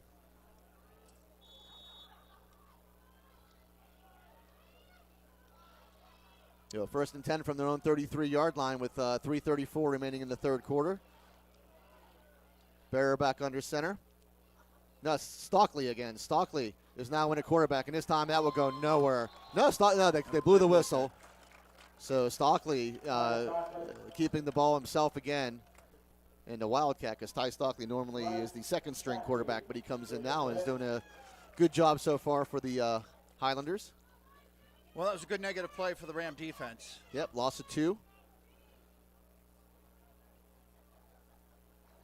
We're at 3:05 and counting here in the third quarter. 2nd and 12 now for Cambria Heights.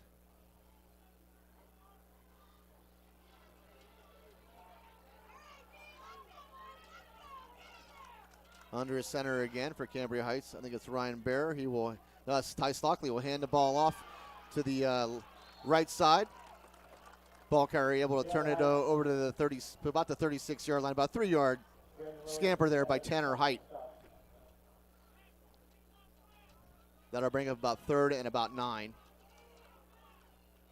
Well, the passing offense that Cambria Heights has installed is basically a play fake and then just running you see it more typically around the end zone, a fade pattern, and they throw into a spot. In that case, they got the interference call. They've thrown a couple out of bounds, and it resulted in an interception. I would suspect that if they're going to throw it, you'll see another one of those. Call it 3rd and 7 at the 36-yard line. And there's movement. Yeah, movement by Cambria Heights. That was number 8, Tyler Delavale. I tell you, when you move the last thing you want to do is go, oh darn. Like he moved, and then you could see just exasperated. You know, if they weren't going to call it, he guaranteed they were going to call it at the end of it. So big 5-yard penalty will make it a 3rd and 12, as we're at 2:02 already remaining in the third quarter. We have a tie ball game, 6-6. All right, Ryan Bearer. I think the under was a solid bet tonight, huh? Yeah, absolutely, PJ. And Ryan Bearer will go shotgun. Beluska will be in the backfield.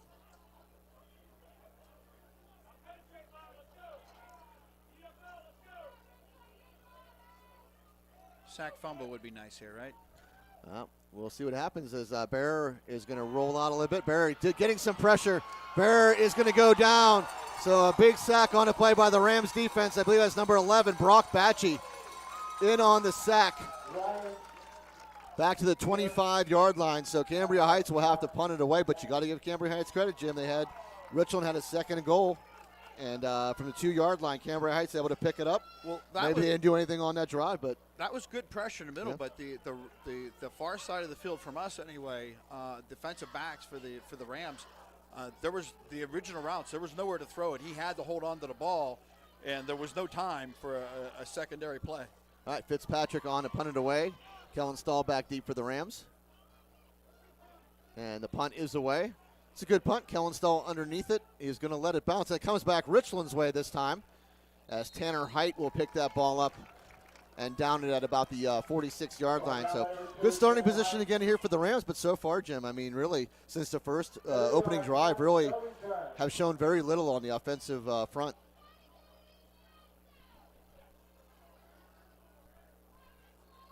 Well, Mangus is in the backfield. Offensive line is going to start to do some. It needs to start doing some damage here and really keep these defenders off of Kellen Stahl and the running backs. Offsides. And there, yep, that was number 3, Ryan Haluska jumps off sides. Freeze play. I'm not even. No, he just tried to jump the gun. 5-yard penalty on Cambria Heights.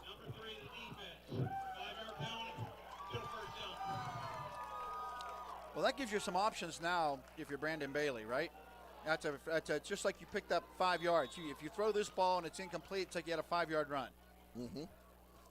All right, so 1st and 5 for the Rams.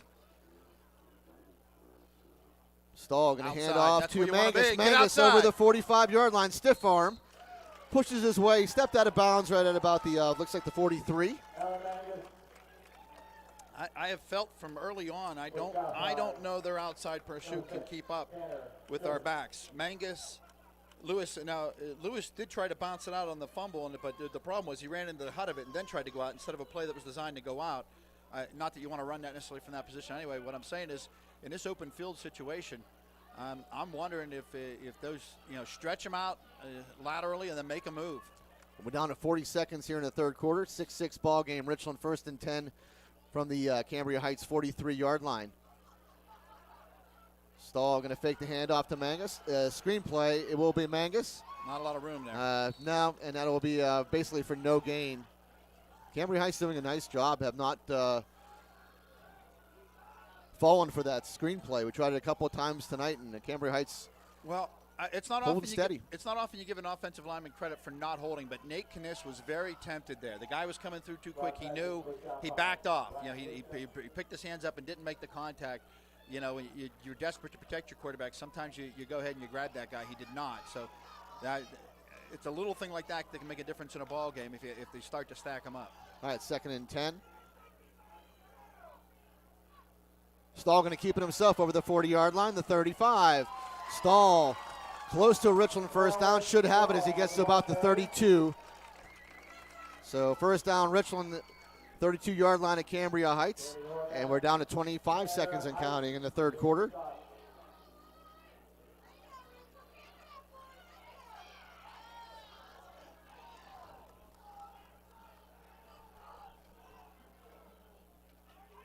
Two wide receivers to the right, pistol formation with Mangus. And Stahl will hand off to Mangus. Mangus over the 30-yard line. We'll take it to about the flag on that. At the 26. That was Flag 27. came in at the end of the play. usually where you get a holding on the offense. There's a player down. We're a player down on the field for Cambria Heights. So while he's down, we'll go ahead and step away. There is a flag down as well, Jim. PJ, did you see what the penalty was? No, but I think we're going to get a little. I think the umpire's going to let you know here. Actually, Cambria Heights player is up and about now. We'll find out what the penalty is here, as we'll keep it right here. That was number 73, Hayden Malloy, able to come off on his own power, so good to see. And we'll check the flag now, as Cambria Heights' coach, again, is back onto the field. And it's going to be a hold on, should be a hold on Richland. Hold. 63 the offense. 10-yard penalty. Bryce Batchy, a 10-yard holding penalty again. So they'll mark this, and then they'll move the change for the quarter. Still first down. There was 1 second at the end of the play. I'm going to wind this clock. That'll be the end of the quarter. There All you right, go. so that is the end of the third quarter. Your score here, Richland 6, Cambria Heights 6. We'll go ahead and step away, take a quick break. You are listening to the Richland Ram Football Network.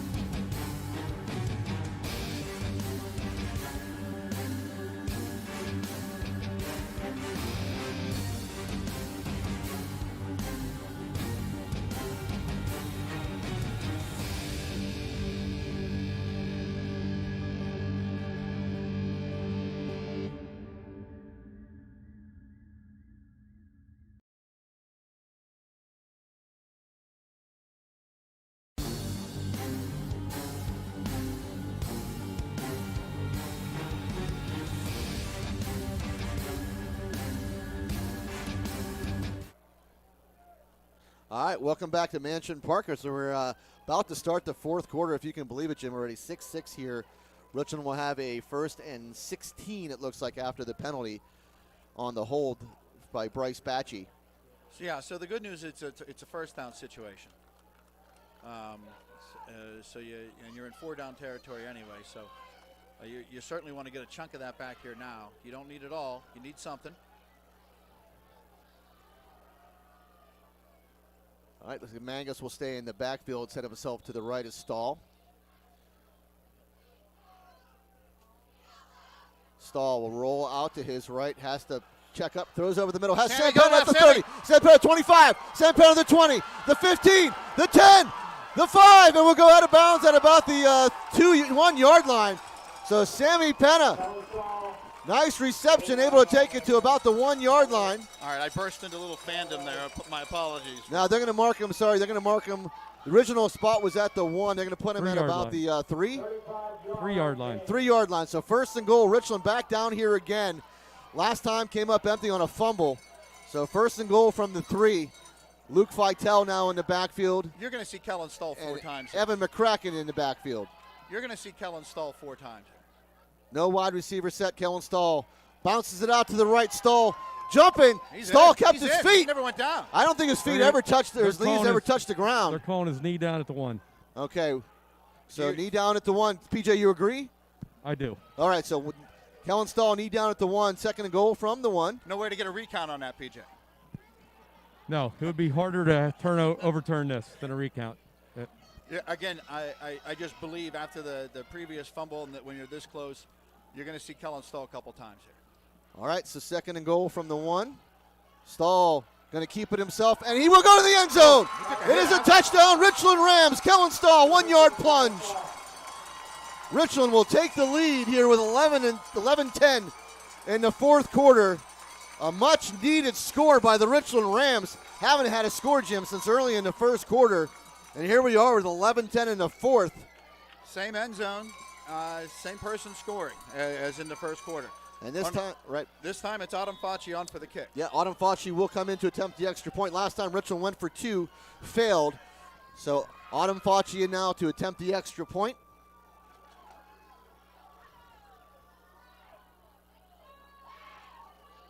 Kick is up, and the kick is going to be good. So Autumn Facci is true. It'll set the score now. Richland 13, Cambria Heights 6. All right, so very quickly, let's thank our Richland Football Network sponsors, our friends at Precious Metals and Diamond Company, Chansun Song Medical Center, Best Window and Door, Blade Broadband, Rizzo's Italian Restaurant, the Fifth Bar and Grill, formerly the Alibi, Wayne Langerholt for Senate, Advanced Office Systems, Dean Jordan Goodyear, Ponchione Financial, Cardolino Eye Care and Optical, Echo Safe Sanitizing, Nico's Restaurant, Johnstown Construction, FWF Insurance and Erie Insurance, Pinnacle Chiropractic Spine and Sports Center, Flair of Country Catering and Event Planning, Sporting Good Discounters, FX Screen Printing, DB Homes, Slovenian Savings and Loan, Trolley Insurance, family company with ties right here to the Laurel Highlands, and Klein and Kimlin CPA. So, a big touchdown, and certainly one thing that has happened repetitively with Kellen Stahl on the fly, chemistry with Sam Penna, found him open. Sam shook the first guy. If that second defender doesn't get enough of his foot to trip him up, Sam probably scores on that play, but gets it down inside the 5, and then the Rams hammer it home. It is time now for the defense to step. I hate to say step up. They played a whale of a game, really. I would suspect we'll see a full kickoff here, probably towards the sideline. All right, so Cohen O'Dowd will kick it away. Back deep again for the Cambria Heights Highlanders is number 6, Tanner Tribus, and number 17, Jared Fox.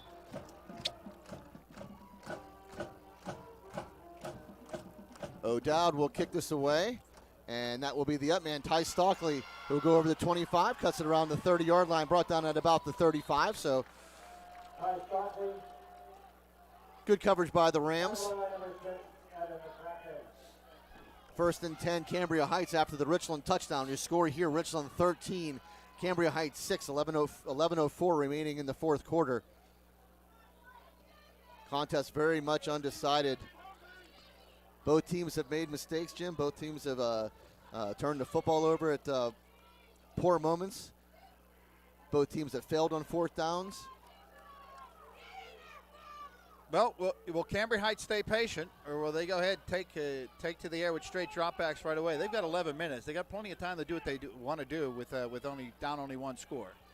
All right, Ryan Bear under center. Oh, Bear he tripped. back throw, almost slipped. Back to throw, has a man. Good coverage there. Ball knocked away by Sam Penna. So great coverage by Sam Penna. Ball was initially caught by Cody Schreier. Sam Penna sticks the hand in, knocks the ball away, and that'll bring up a 2nd and 10. PJ, could you tell whether one of his linemen stepped on him or he just stumbled on his own? The quarterback almost fell down on his own volition. I think he just lost his footing. That would never happen if Beauty Lawn would have treated this turf. That's right. Or, by the way, guys, it's eco-safe, not echo. There we go. Well, that's a little playback for our trawler friends. All right, big 2nd down here. 2nd and 10 upcoming for Cambria Heights. Bear going to keep it himself. Bear gets taken down by Bryce Batchy. Now they're going to give him the 40-yard line, so about a 5-yard gain. Going to bring up 3rd and 5. So Bear doesn't run a whole lot. Decides to do it there, picks up 5 yards. Look, if they do anything but either the quarterback keeper or Haluska running the ball or anybody off tackle to try to get a couple of these yards, I'll be surprised. They don't want to get into a 4th and 5. If they can get it a 4th and 2, they're going to drop back. Bear in a shotgun, going to make a quick throw. Oh! Almost picked off. Wow, Sam Penna came shooting in, read that play, almost picked it off. Going to bring up 4th and 5. Cambria Heights trails 13-6. There's still plenty of time in the ball game. They're at their own 40-yard line, and I think they're going to go for it. I think I just need to mute my mic until plays are over at this point. So 4th and 5 upcoming for Cambria Heights, a big 4th down play. Look, so we play the guess game at this point, right? So my guess is they're going to try to run that deep fade on Graydon Lewis's side. They've had an interception, they've had a completion, they've had a pass interference call. Bear in the gun, Bear going back to throw, getting some pressure, throws out to his right, and that's going to sail incomplete. So the ball, I'm trying to see who was the intended receiver. I think it was number 2, Tanner Height. Ball will fall incomplete. Richland will take over. 1st and 10 from the Cambria Heights 40-yard line. So big gamble by Cambria Heights does not pay off. Richland will take over. We'll see what kind of momentum carries over, Jim, from the last offensive series. Well, keep in mind, it wasn't like it was some drive that was a thing of beauty. You had a penalty, you had a sloppy play, you had a penalty, you had all kind of pressure on Kellen Stahl, who in the open, in the mad dash scramble that it became, found Sam Penna in the middle of the field, and we all know if there's a lot of space, the chaos ensues once he has the ball out there. All right, so going empty backfield here, 1st and 10. Stahl on the gun. He will put Graydon Lewis in motion. Fake the handoff to Lewis and keep it himself. 35-yard line for Stahl, 30-yard line for Stahl. Lowers the shoulder as he takes it to about the 10-yard line, or 15-yard line. I tell you. They're going to give him the 16, looks like. But Kellen Stahl, you see that, Jim? He just took on the contact, lowered the shoulder. He became the aggressor in that moment. PJ, that was a very strong finish to that run. We're back, guys. I mean, that's exactly what we need. We need these power plays by our leaders on our offense. And, boy, Kellen took the bull by the horns right there and showed him who wanted to win that play. All right, empty backfield again. Stahl after the big carry. I think Ryan McGowan's alone. 1st and 10 from the 16. Going to put Lewis in motion again. Fake the handoff again. Stahl up the middle. Stahl over the 10-yard line. Let's see where they spot this. Ball at the 10, so a 6-yard pickup on 1st down from Stahl. Well, you're going to see that till you stop that, and just when you overcommit to it, he's going to go ahead and hand that ball off to Graydon Lewis. Right, and as you know, Freddie always says, you got them spread out. You know, there's no running backs in the backfield. When you think they're going to throw, is when they're not going to throw, and I agree. That's twice now. Graydon Lewis came across the formation, faked the handoff. Kellen Stahl keeps it himself. 2nd and 4 now from the 10-yard line for the Rams. This time Jordan Ford will go in motion. Stahl rolls out to his left. Stahl looks. Flag on to play. Stahl going to keep it himself, and I think his play is coming back. It's going to be a hold on Richland. So another big holding call on Richland. They've had these kind of on and off all night. PJ, hold or hit him low? What happened there? Hold. So Stahl had a nice run, able to pick up a 1st down, bring it inside the 5-yard line, but it's coming back on a hold. That's more what I thought it would see in the second half. Him rolling out there, clearly he had the intent to pass it, but he knows he can go ahead and run it if it's there. 10 yards for the small foul, still 2nd down. I don't think we have a 50. No, we have Connor Rigger got called on the hold. So 2nd and 14 for the Rams. Ball backed up to the 20-yard line. 8:43 remaining in the 4th quarter. Richland leading here now 13-6. Empty backfield once again for Stahl. Graydon Lewis back in motion. And fake the handoff to Lewis. Stahl keeps it himself. Stahl pushes himself back inside the 10-yard line. So Stahl down to the 8. That's going to bring up a third and short, right? Should be under a yard or about a yard and a half. And we're going to have a timeout here called. Timeout called, Cambria Heights. PJ, this is what you're getting at. I think Cambria Heights starting to wear down a little bit. Richland's offensive line starting to take control. Have to call a timeout. They're just winded. Well, it's starting to look that way, Ed, but I'm going to tell you, the level of excitement, the level of just sheer need to win this game has finally set into the Richland sideline, and also our crowd. So, that momentum from the sidelines and from the stands energizes these players. And I mean, I remember being over here at the beginning of the season, the first game with COVID, dead silence. You could hear crickets. What is going on? What are we doing here? And I mean, you couldn't feel anything on the field. And that second half, whenever at least our sideline got into the game, it was that little energy and push our players on the field needed, and that's starting to come to life now. So, these guys are starting to play like we've seen them play all year. And, let's hope they keep that momentum and put some more scores on the board. Yeah, Kellen Stahl is right now taking over this ball game, Jim, with the legs, but the offensive line doing a great job. Kellen just finding his spaces, lowering the shoulder. He pushes the ball. That was a 2nd and 14 and able to take it down to now it's going to be a 3rd and a short 2. And obviously 4-down territory as they have the ball at the Cambria Heights 8-yard line. They lead 13-6, and one more score would almost put this game out of reach. Well, surely Cambria Heights off that timeout right now they're sending somebody in and going to try to run blitz on Kellen Stahl. This is the time that Richland can roll him out, go for a pass play. Again, empty backfield. 3 wide receivers to the right, 1 to the left. Across the motion is Mangus. Stahl keeps it himself. Stahl is going to have enough for a first down as he gets to the 5-yard line. So 1st and goal from the 5 upcoming for the Rams. Yeah, one of these times, Jim, I'm expecting the handoff, and that's like about 5 times in a row now. Man goes to motion, fake the handoff. It's Stahl. Stahl able to pick up 3 on a 3rd and 2. You know, you're picking up 5 or 6, and if you don't stop that, then why wouldn't you do it again? And now you got 1st and goal. You got 4 cracks to gain 2 yards at a carry will give you a touchdown here.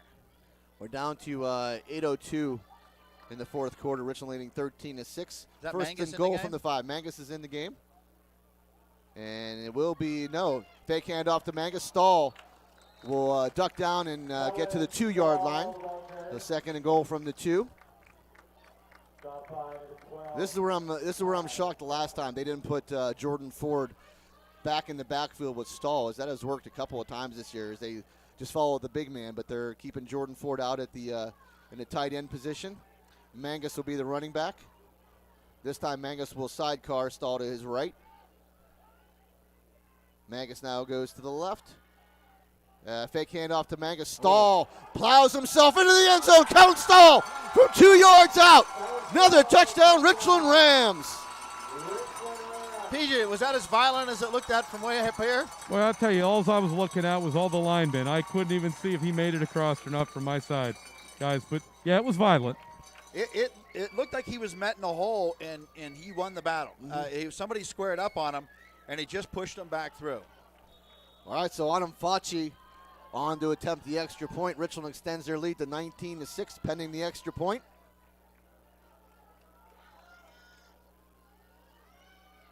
Kick is up. Adam Facci puts it right through the uprights. So Adam Facci makes the score 20-6, and now a 14-point lead for the Rams with 7:17 remaining in the ballgame. And here we go, Jim. This is what we said. Now you almost make Cambria Heights very one-dimensional. They have to score points. They have to get down the field. You know, are they gonna be content throwing the ball? Or are they gonna try to stick to the game plan? First thing I have to point out is that number 32, Easton Robertson, just literally did a cartwheel on the sideline. No, his helmet wasn't on for it, but I'm impressed with the athleticism, Easton. I said in the beginning of the game, you have to be, the 2 things you have to be worried about is if you're Richland, la-di-da, beat this team by 37 points. If you're Cambria Heights, you have to resist the idea of being just glad to be here.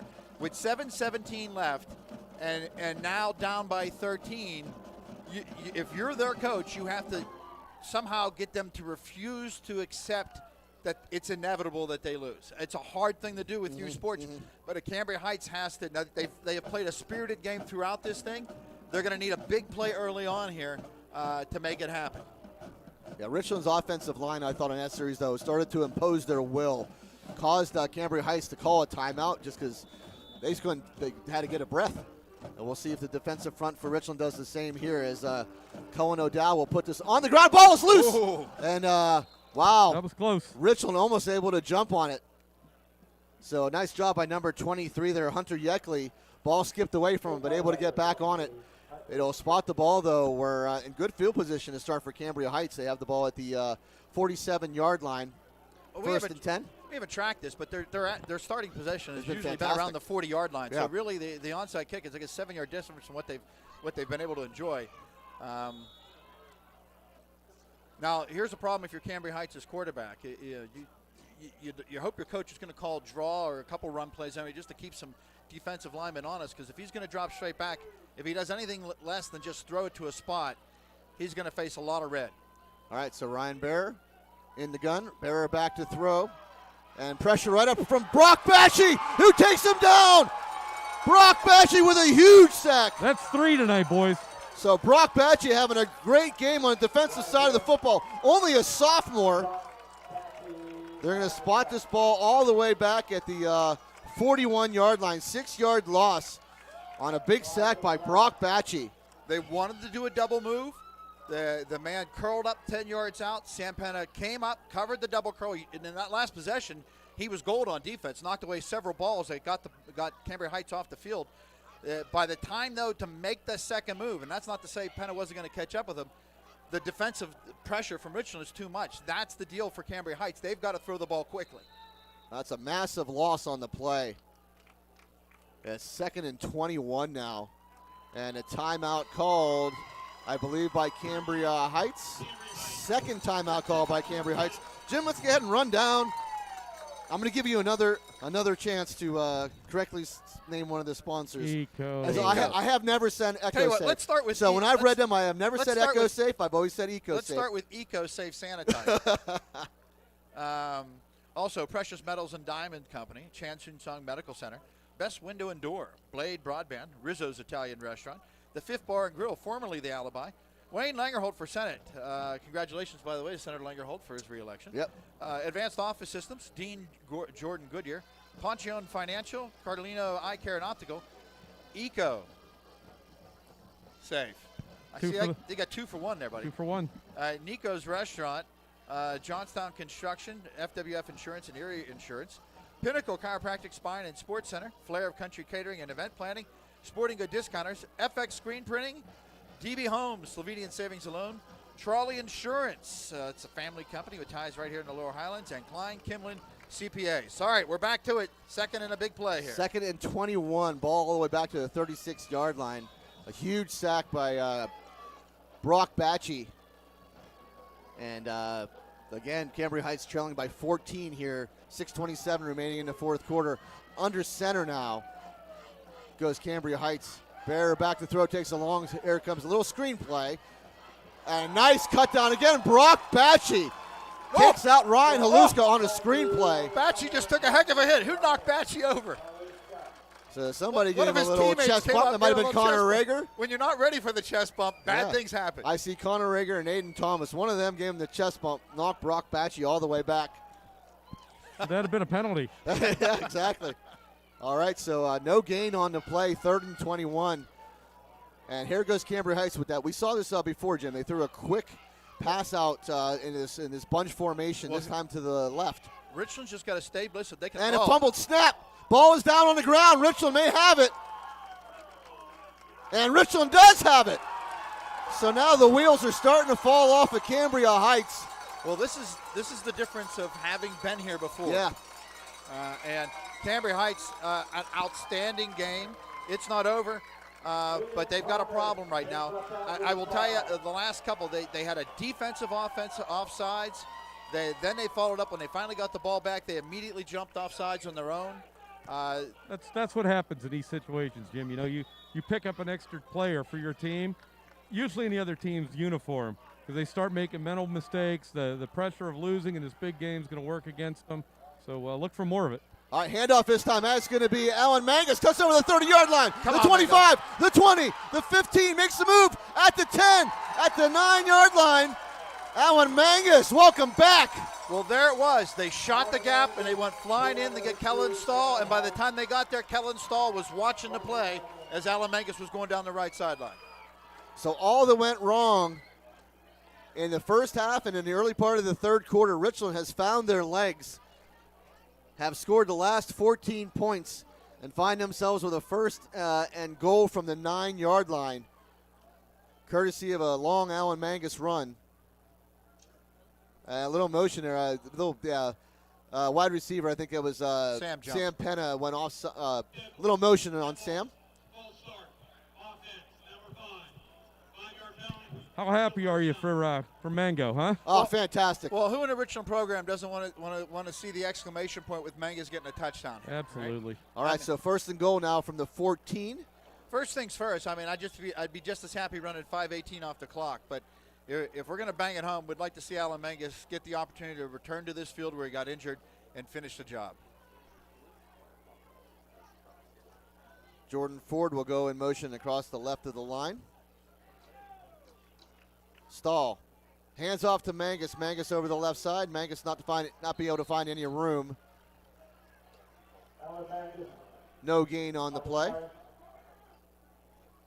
Maybe even a loss on the play.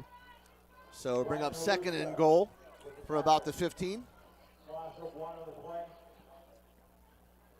I got to be honest. If you're Cambria Heights, I'm burning timeouts here.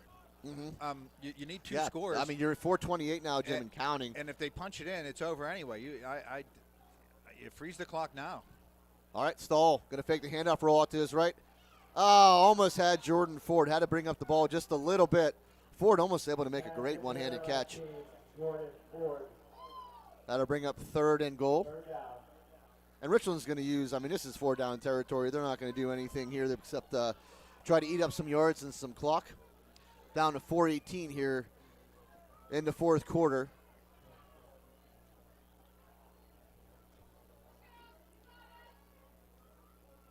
Mangus stays in at running back. Well, if they want to throw it, either McGowan or Penna, the slant in. Everybody else is cheating up to stop the run. No, and I think Cambria Heights jumped. That was us. Did we move? Yeah, we get down set. You stay there so long. Yep, it is the ball. Good catch. I believe they were running a freeze 2 times in a row there. So Bryce Batchy caught on the pre-snap penalty. That'll bring up a 3rd and goal from the 20 now. They had a 1st and goal from the 9, 2 pre-snap penalties. And now we have a 3rd and goal from the 20. Al Mangus was going to check out, checks back in. Richland can't afford to be thinking that they've got this thing won at this point. They need to finish the job, get a 1st down, get a touchdown. Yeah, they're down to 4 minutes here in the 4th quarter. They lead by 14. Empty backfield again for Stahl. Stahl back to throw. Stahl looks. Too high. Stahl over the head of Mangus.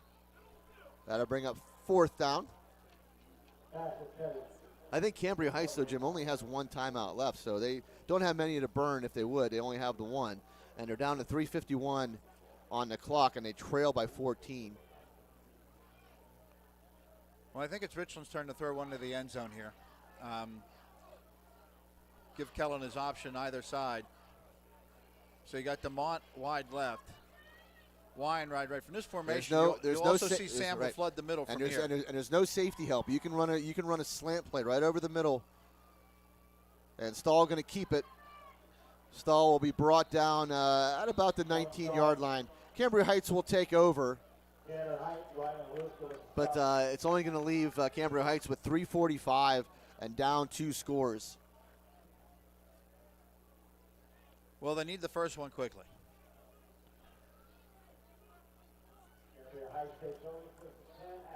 Ryan Bear, quarterback for Cambria Heights, will go into the gun. Oluska will be in the backfield with him.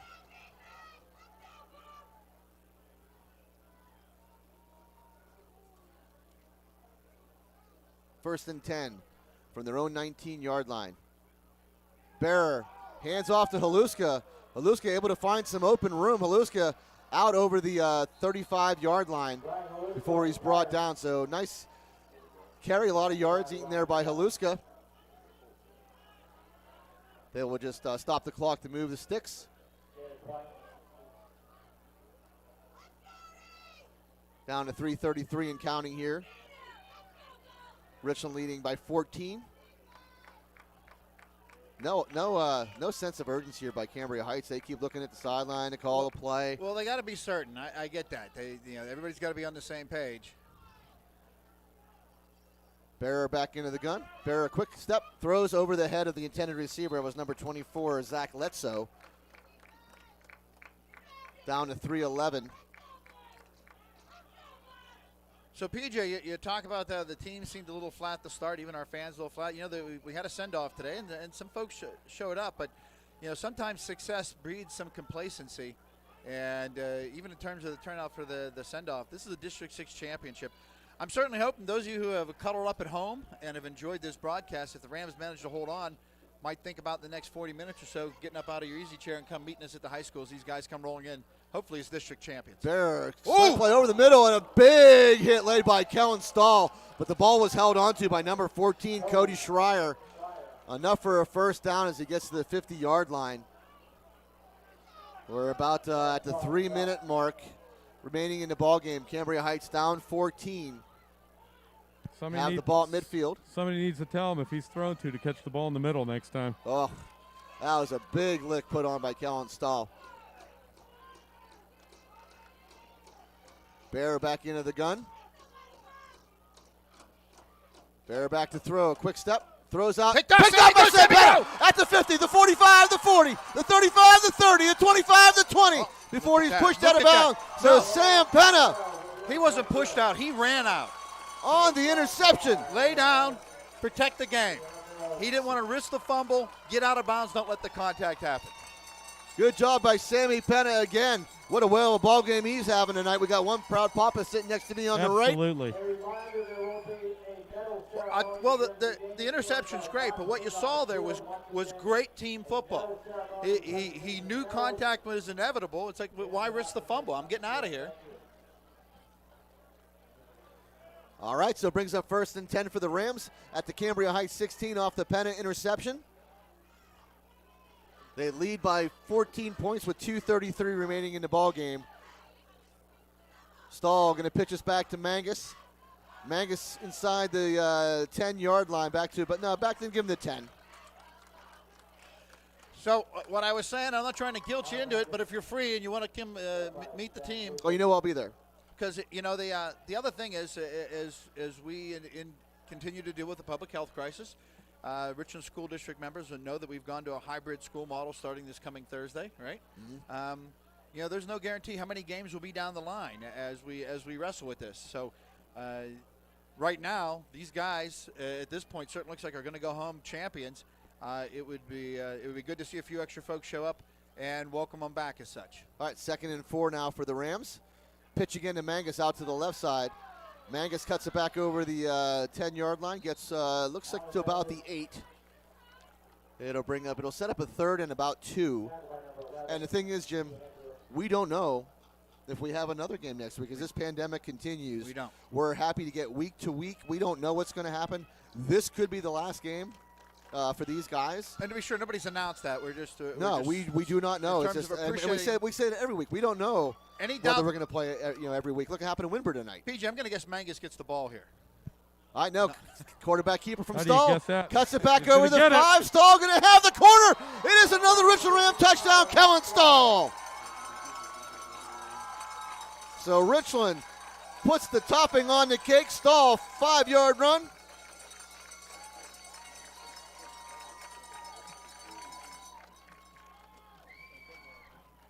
Sorry, 8-yard run. And we had the ball was spotted at the 8. So 8-yard run from Stahl. And Autumn Facci on to attempt her 3rd extra point of the night. Perfect on the last 2.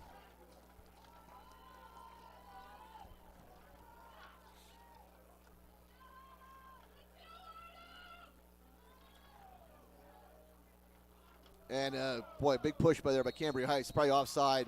Kick is up. Kick is good. I don't think they threw a flag on that, but I think Cambria Heights pretty much was offsides on that, but doesn't matter much. Autumn Facci puts it through. 27-6 your score now with 107 remaining in the ball game, and I can say that now. That's 107 remaining in the ball game. PJ, at halftime, did you feel like we were going to win by 21? I knew we were going to win, Jim. I knew we were going to win. But listen, this team's capable of, scoring as many points as possible in any time period. So it was just a matter of getting those wheels turning and getting all the gears rolling in the same direction, which, the Richland Rams have proven to be able to do again. We have been so focused on the intensity on the field, we haven't even mentioned that PJ leaves tomorrow On his big hunt. big safari, and his big game hunt. Yeah. An elk, and you're telling me that you're free to hunt a wolf, is what you're telling PJ. Yeah, elk, whitetail, mule deer, Nice. wolf, and chipmunks. Well, we hope you come back with That- some big game. We want to see some pictures. Where are you going? Plains, Montana. So I understand the chipmunks in Montana are like the size of cattle here in Western Size Pennsylvania. of house cats, yeah. They're big. All right, it'll be Cullen O'Dowd on to kick it away to Tribus and Fox, who are deep for Cambria Heights. And Cambria Heights put up a valiant effort, Jim. Can't say enough about them. They put up a whale of a ball game. And finally, I think Richland's offensive line and defensive front kind of awoken.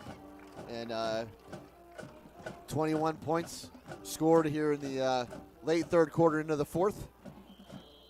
Ball picked up by the up man as Hunter Yeckley go down it at the 45-yard line. Cambria Heights will take over, but they trail 27-6 here with 106 remaining. Well, And Richland will go on to win their 3rd consecutive district title, which is just amazing. I'm going to point to a series or two ago. Early on, a big 3rd down, they completed a pass over the middle. They had a 6'1" tight end locked up one-on-one with Sam Penna.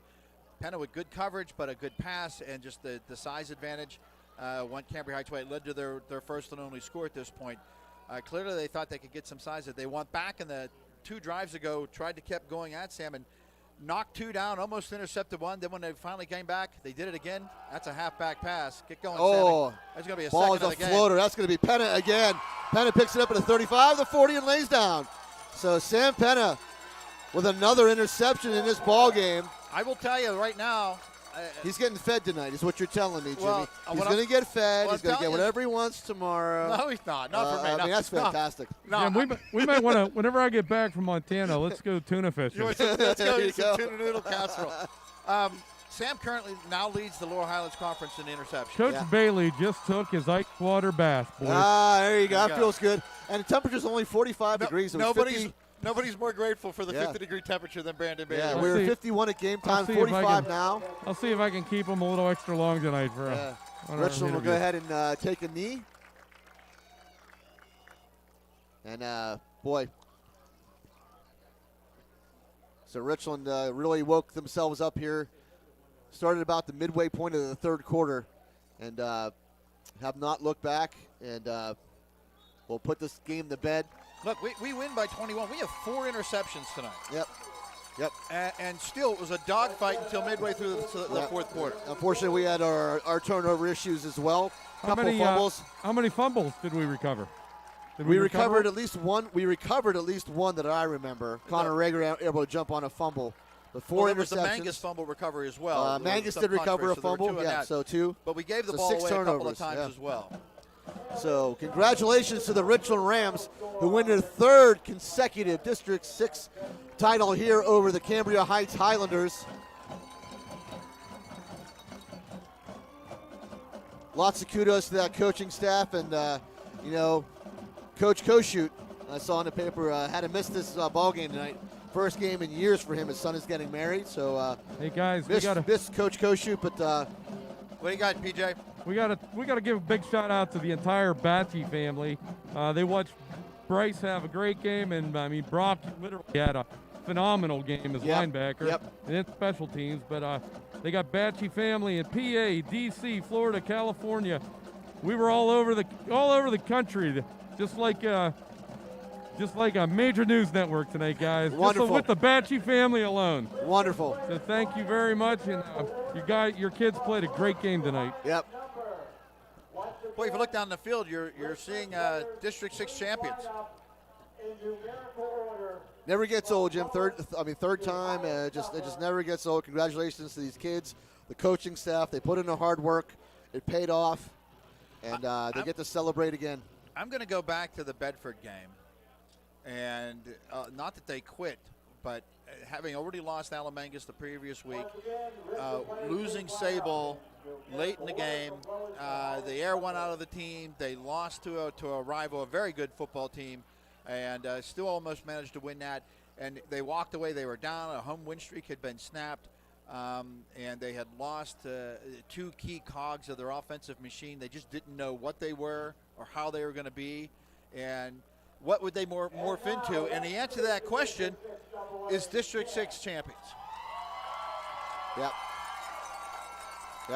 Very impressive. And again, hats off to the Cambria Heights Highlanders.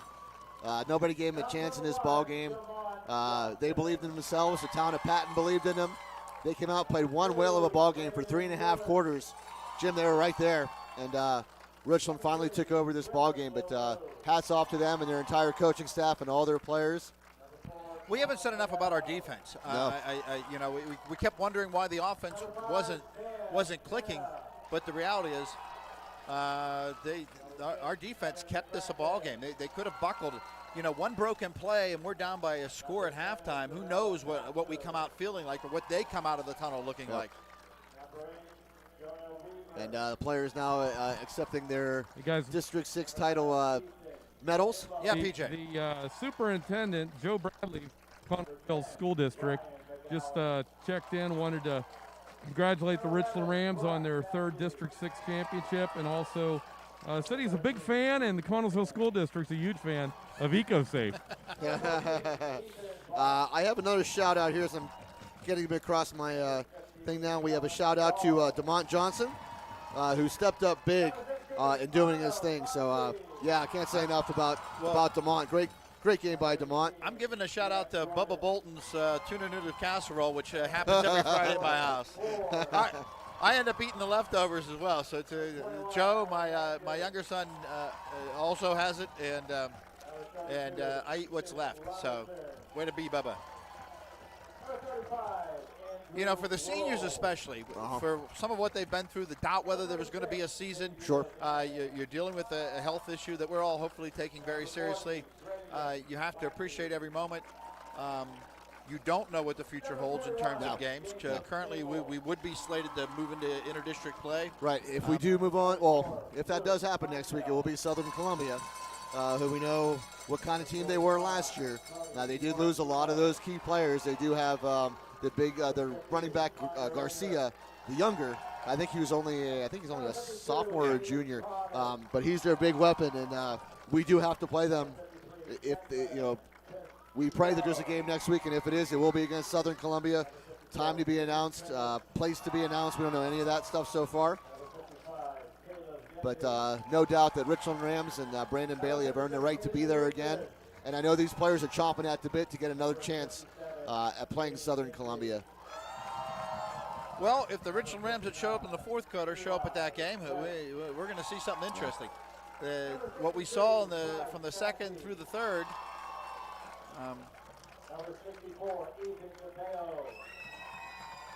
And we got to give a quick shout out to Bonnie Kidd, our athletic director. She just checked in, and very proud of the Richland Rams that she helps get on the field every weekend.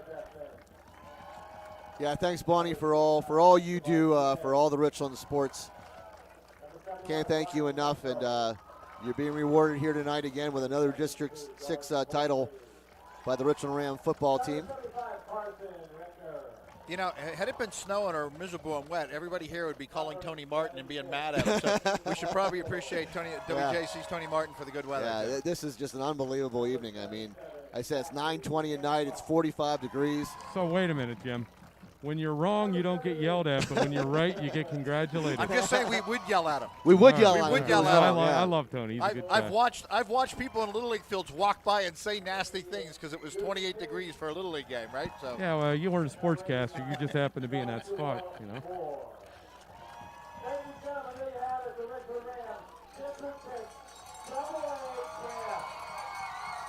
there you go, fellas. Yep, well deserved.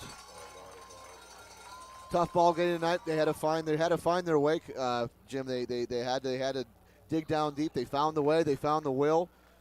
Put up 21 unanswered points since the middle of the 3rd quarter to the end of the ball game, and really, Cambria Heights just kind of faded away as the Richland defense just put the clamps down. In particular, Brock Batchy and Sam Bena, I should say. The entire defense, what invited that outstanding moment for both the guys that you're talking about and a couple other defensive plays that happened was we finally managed to choke out a lead, and with time a ticking, Cambria Heights, we got forced out of the character. Again, I mentioned earlier in the game, Cambria Heights attempted 50 passes on the season. All right? So there's a good chance they threw more passes tonight than they threw in any one game. So when you've only thrown the ball 50 times, when you're put in a position where you have to throw the ball and you can't just keep throwing the quick outs because you don't have enough time, number one, the entire game there was a good pass rush if he tried to drop straight back. And when the defensive backs have the luxury of not worrying about giving up 8 yards, if they can give that kind of cushion, it makes it very difficult. I will say, though, when we had the 1 touchdown lead, that next defensive turn was the big one. Yeah. PJ is holding the microphone up to the players as they holding up the banner. And I got to say, Freddie, we miss you. I wish you could have been here. I know you had a couple of things to do tonight. Freddie will be back, so do not worry. He is fine. He just wanted to had some things to do at home. Could not join us tonight. But certainly wish you could be with us tonight as Richland celebrates their 3rd straight District 6 title and waiting for PJ to get a word with Brandon. And PJ, when you get a hold of him, please tell him from us. I mean, congratulations on just another fantastic season. And nothing brings the community better than this stuff, man. I tell you, we get all the shout-outs every week, the sponsors, and that's a big credit to him and these kids. PJ, I will be curious if he felt the need to alter the game plan last minute because of the LaRue injury, or was this the plan coming in? Because we spent a lot of time going between the tackles.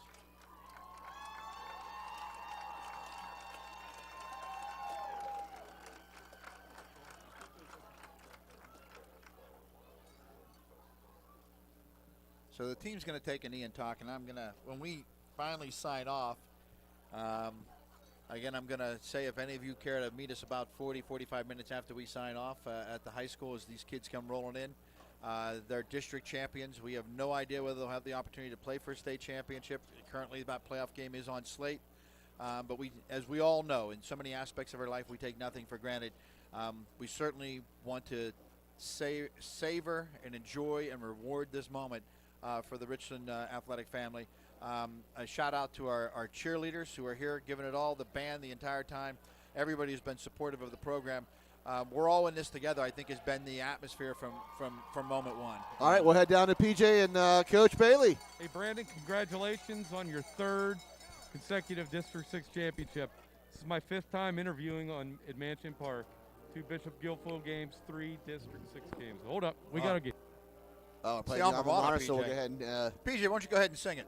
and take a break. I remember this very well, Jim. I used to sing this very, very song after junior high basketball games on the way home, from Richland baseball games on the way home. I'm guessing I still remember the. I still you would remember sing the it at words. junior high on the bus on the way home. Yes, we would every away game.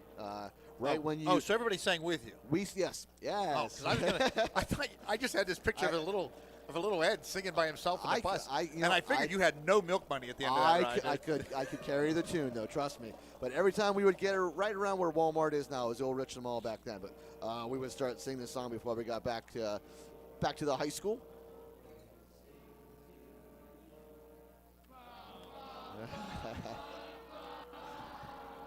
All right, so let's get back to PJ and Coach Bailey. All right, back to you, Brandon. So take us through the game.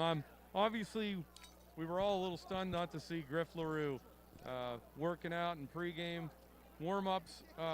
Did that have any effect on your game plan tonight? Did you shift things up, have to make a bunch of changes? Yeah, I mean, obviously when you lose your leading receiver, it's difficult, and especially whenever you don't have a plan. I mean, it literally, we found out about 6:30 he wasn't going to be able to go tonight, and so that was difficult. But I think you got to give credit to Cambria Heights. Their kids played hard. The coaches had them ready, and they did things to make it difficult on us. Fortunately, we believed we were the better team, and the longer we kept playing, the better chance we had to win. Without a doubt. We were talking how impressed we were with Cambria Heights. Seemed like a totally different team than who we played in the beginning of the year.